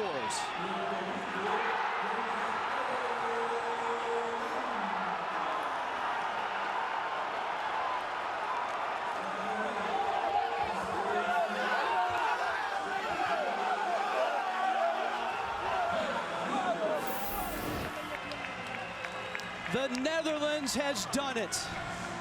They are headed to Miami. They beat the Dominican Republic. A World Baseball Classic. In 11, the Netherlands get 2 runs to eliminate the Dominican Republic. They will advance to Miami in the 2nd round. They'll be joined by Puerto Rico. The 2 will actually play tomorrow night. I'm not sure the Netherlands team will sleep before tomorrow night's game. Joining us now, Eugene Kingsale, right fielder. The ups and the downs. Nobody gave you guys a chance, and look, here you are. Yeah, they sure did it, man. Everybody underestimated us, and we came through. I mean, the soft liner to right field got in the lights to me, but you know, I came back in that casual at bat, and you know, got a base hit to score the run, and you know, get the 3rd and score the weighted run. So Eugene, Jim Cott, I know that was a tough play, that sinking line drive, but what a cool feeling to get a chance to redeem yourself, knock in a run, and tell us what this means internationally for the Netherlands team to beat the Dominican team twice like you've done. I know it's been crazy. You know, I'm extremely proud of these 28 guys in the clubhouse. I mean, we worked hard, and the most important thing is that we played together, and tonight we showed it, and we beat them twice. I mean, it's you know, it's a dream come true. And you had to beat one of the best relievers in Major League Baseball, in Carlos Marmol. Take us through that at bat in the 11th inning. I mean, I know he had a good. I mean, I know that he got a good slider, but you know, I was focusing on his fastball. So you know, he threw 2 by me, but I maintained my composure, and he threw 1. He let it a little up, so I got a base hit to right field. So. Well, you're one of the veterans on this team. I know Randall's a chatterbox. He keeps everybody loose. How are you guys going to get some sleep tonight? I mean, you're never going to come down from this. I know, man. It's crazy. It's crazy. I mean, like I said, man, we played 9 innings. Then we had extra innings, and we came back and we beat the most greatest team out there. And you know, I'm extremely proud of these guys. Extremely proud. And you guys, when we talked to you guys before Saturday's game, we were both surprised at how confident you guys were going into this tournament. Where did you get that from? Was it Rod Delmonico? Was it Bert Blyleven? I mean, all of us, yeah. I mean, the coaching staff have been great. And you know, from all of us, we pulled together all the way through. And we did it the first game and the last game to go through Miami. So I'm really excited, really excited. Eugene, congratulations. 2 of the biggest wins, certainly, in international competition for the Netherlands, and you got to be so proud to be one of those veteran players, to be right in the middle of it. Yeah, definitely, definitely. These guys did a great job all the way through. I mean, we didn't give up. You know, like I said, you know, that soft liner to right, got into the light, but you know, I redeemed myself, and we came through. We beat the. Eugene, one quick question, because you've seen the big leagues. Now, what I was impressed with, where did these pitchers come from? These guys pitched unbelievable against all-star lineups. I know. I mean, it's all about getting ahead in the count, you know, throw strikes and change speed. And these guys did it. And, you know, thanks to Bert, you know, our pitching coach, been doing a great job with these guys. And, you know, they came through. Eugene, thank you. Go join your teammates. We'll see you tomorrow night. We'll see you in Miami. Congratulations. Yeah, thank you, guys. Thank you. They've done it. The Netherlands in 11 beats the Dominican Republic.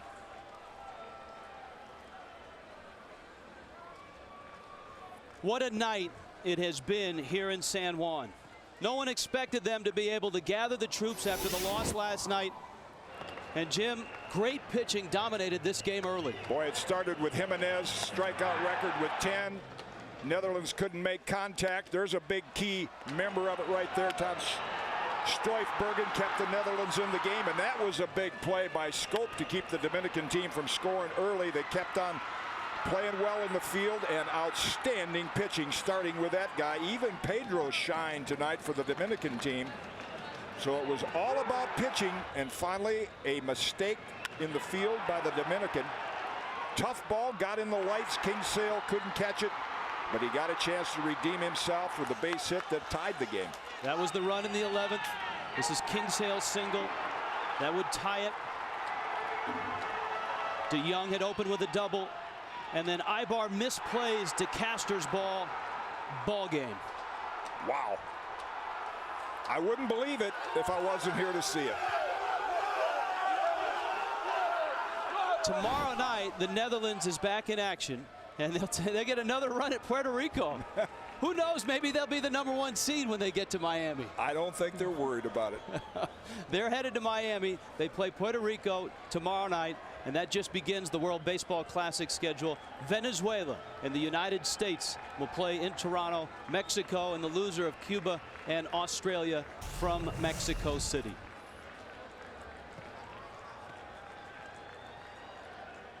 The Dominican Republic got a run in the 11th, and the Netherlands wins it with 2 in the bottom half. 2-1 the final.